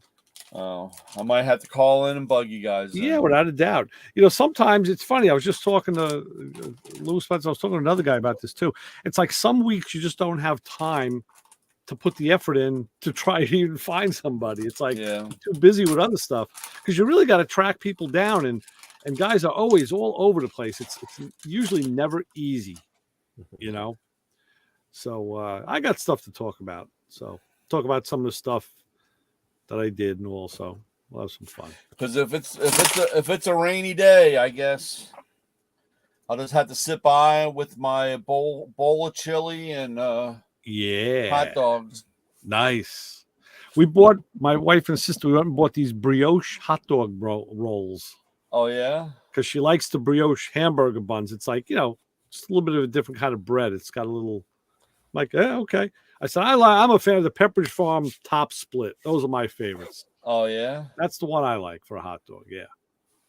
But I'll go with the brioche. I don't give a shit. Yeah, I'm kind of stuck on a potato rolls. Those two. I like potato rolls of all. I like potato bread, anything. I like Yeah. all of them. Yeah. It's funny. I do grocery shopping for my mom, and she'll say, "Oh, I need some bread," and I'm like, "Okay." And of course, I get potato, and she finally said something. She goes, "Could you get like wheat or something?" Why doesn't she like? See, I like. Oh, she does, but it's just the variance of it. I like the potato bread because I find it to be a little sweeter. Yeah, I like that. Just like the flavor. Or she'll say, could you get like Italian or pumpernickel or she'll get all, Right. she just Right. and so of course me being conscious, I mean, I don't, she'd probably buy 3 different types of bread for whatever she, of course I don't go that crazy. I'll buy one and go through. If I had that much bread sitting around, I'd be throwing more away than doing. But that's funny. Yeah, with hot dog buns, I'm not too picky. But when we get burger buns, we get that Aunt Hattie's, I think it is. And it's just regular buns, but it's got sesame seeds. Oh, okay. And it's got more of a plump shape on the top than just a regular. But I don't get them much, every once in a while, but I like the pretzel. I think I've had those. The pretzel buns. I buy the big size English muffins. That's what I like my burger on. I like that too, but the kids look at me like I lost my mind. Oh no, I always had that. Yeah, my son came over the other day. And I asked him, I said, "You hungry? You want a burger?" I said, "We made burgers the other day. There's one in the fridge. You just got to warm it up." And he says, "Can I use this English muffin for it?" And I said, "Well, we have regular bread. We also have bagels." And I said, "We have buns." And he goes, "But I really would like this English muffin." And I said, "That's fine. Eat it. I don't." Nice. I like that. Yeah, I like that too. Yeah, it's always been my favorite. That's a whole different. Yeah. And I still would like, while we're talking about it, it's the age-old mystery of how come hot dogs come 10 to a pack and the rolls come 8. Yep. Like, what the hell was thinking of that? You know what? When you get older and you're by yourself, my mom, she got excited. She goes, "Oh, I saw in the thing that they had a 4-pack of hamburger buns." And I was like, "No, Mom, it's still 4 on top, 4 on the bottom." She goes, "No, this is 4-pack." I said, "Mom, I don't think so, but I'll look." But she's like, it sucks that, when you're by yourself and you, like you say, you want a hot dog and you get up with 10 roll, right. And then you're using it for everything else, you're making. Well, yeah. Hey, sometimes I get bread conscious. I don't want to have all the bread. So, I mean, I have no problem taking that hot dog and cutting it up right into the beans and heating it up like that. I eat it just like that. Yeah. I like that a lot, in fact. Yeah. I don't even miss the mustard and relish and sauerkraut that much. Nice can of like Bush's barbecue baked beans or honey baked beans. Yeah. Yeah. Yep. Good stuff. Now you guys, I was doing all right, but man, now I think you guys do this on purpose. Yeah, well, I also made what is that? Rice. I made rice pudding last night, so I have some rice pudding for tonight. Is that Malloy's car? No, the chick they pulled the mask off in the back. Was that was that a Matador? Big old you said we were going before, so I shut it off. So I don't know. So I'm sorry, Isaac. What did you say? You made what? I said I made rice pudding last night. So I have rice some rice pudding. Now that's something that's very, very specific. It's got to be done right, or it sucks. Yep. So do you have a recipe you've been using for a long time? No, my oldest son's mom had one, and I couldn't remember it, so I just went online. Now, what I did do is when I mixed the sugar with the milk, I used brown sugar. Okay. And in there, it talked about towards the end to put some vanilla extract. Yeah. But I found with the brown sugar, I didn't need to use the vanilla extract. The biggest problem I've always found with it was the consistency of the rice. Yeah. It could either be undercooked or overcooked, and then it just ruins it. Yeah. So what I did this time, because I ran into I did it over the weekend, and it was like that. Part of it was cooked just right, part of it was undercooked, and what I did was I went ahead and I cooked it for a little bit in water to soften it up. Yeah. And then mixed it in with the boiling milk and the sugar, and cooked it the rest of the way that way. And it seems to have done the trick. Okay. Yeah, you have to like, you can't cook the rice all at once and then do the rest. You have to time it or get it right where it's X amount of time by itself, but then putting it in to let it finish. Spaghetti's the same way. Yeah. Like when you're doing spaghetti and you gotta let the sauce finish cooking the spaghetti. Yeah. When you get it all together. Or that's what I've been doing wrong. I've been putting the sauce, the raw meat, and the hard noodle and the hard spaghetti all together at once. No, I'm just kidding. I'm kidding. Oh, thank God. I was like, Isaac. No. Man, you had me going there for a minute, bro. I was like, oh shit. Boy, needs a lesson. I had a cousin that was making lasagna, and that's what he did. Put the hard and put it all together, and man, I was wondering, having some difficulties. You know what I do now? Well, Ronzoni came out with these noodles that are pre-cooked. Yeah. So they're softer, and you can just throw them in there and you throw it in the oven. But Uncle Giuseppe's Italian place, I mean, they have this. It's a sheet of like lasagna noodle, so you have the whole layer in one shot, and it's soft. It's so just doughy, really nice. Makes it real easy. Yeah. Yeah, good stuff. All right. Well, now I gotta go raid the refrigerator and try to find something. Yeah, we're all gonna do that. So for Louis Lee, Ray Guarino, Motor Mouth Radio, Matt Goman, Brian, of course, and Coach Isaac out in Arizona. We'll be back next week.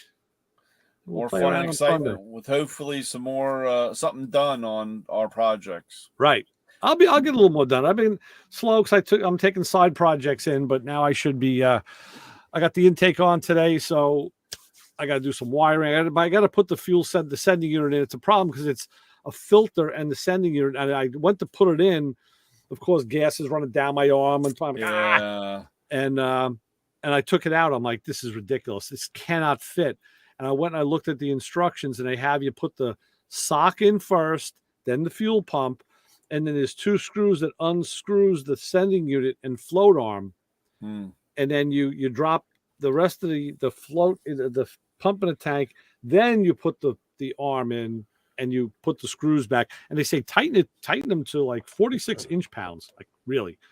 So with one hand, you're going to be able to torque. It ain't going to work. Yeah. So. Well, the only thing I can say, I know how you feel. Or I guess I understand because you're getting bombarded with so much of the A&N stuff, and it's kind of you don't want to be overly. I mean, you want to be cautious, but you don't want to be to the point where you don't get anything done or really have a problem. But I think you're right about sticking with the name brand fittings and the hose, right? And and definitely, it's like everything else. Just make one. Have a practice one, and I'll tell you the truth. I'm not even really worried about making the connections. That's the least of my worries, because I mean, I've done enough brake line and stuff. It's not going to be an issue. The thing is, I'm looking at this, and I want to order. I need to order only what you need. And I'm not using a lot of hose. Between the 2 EFI units, I decide I'm going to put a block in the middle with a fuel pressure gauge. But I'm already thinking, like, is that going to hit the air cleaner? You know, like you don't know until you do it. And that's what I'm saying. And if I have to redo it, I may need other stuff. That's why I'm thinking, like, you know, extra fittings. And I'm only going to have a few other short pieces of hose in the system. So, yeah, it's just, I don't know. Well, Again, you know, like I said, it's the same thing. Like when I, with the Audi, and I was doing something, and all of a sudden, like, one of my buddies, oh, you want to do this and do that, and I was like, dude, I just want to get it done, but I figure if I just stick with, the factory stuff, right? It's got to go. It'll go together, right? And exactly. Instead of trying to do, this Chinese part and that Japanese part, maybe a Ukrainian part on this car. You know what I'm saying? It's just might be a little bit more money, but at least I know it's all going to fit. You're right. Go together. So absolutely. Because I can see it, you're looking at, and well, this piece or that, and I guess really it comes down to what color you want the pieces to be. Black. Any color at all, as long as it's black. Actually, I got to call Holly back because Holly sells Earls, and this guy that I was talking about, my friend who was at Master Tech, he set me up when I bought all that stuff. It's billed out to friends of Holly, so it was like the friends and family deal. So I got like a wholesale price on all the stuff I bought. So what I want to do is call them.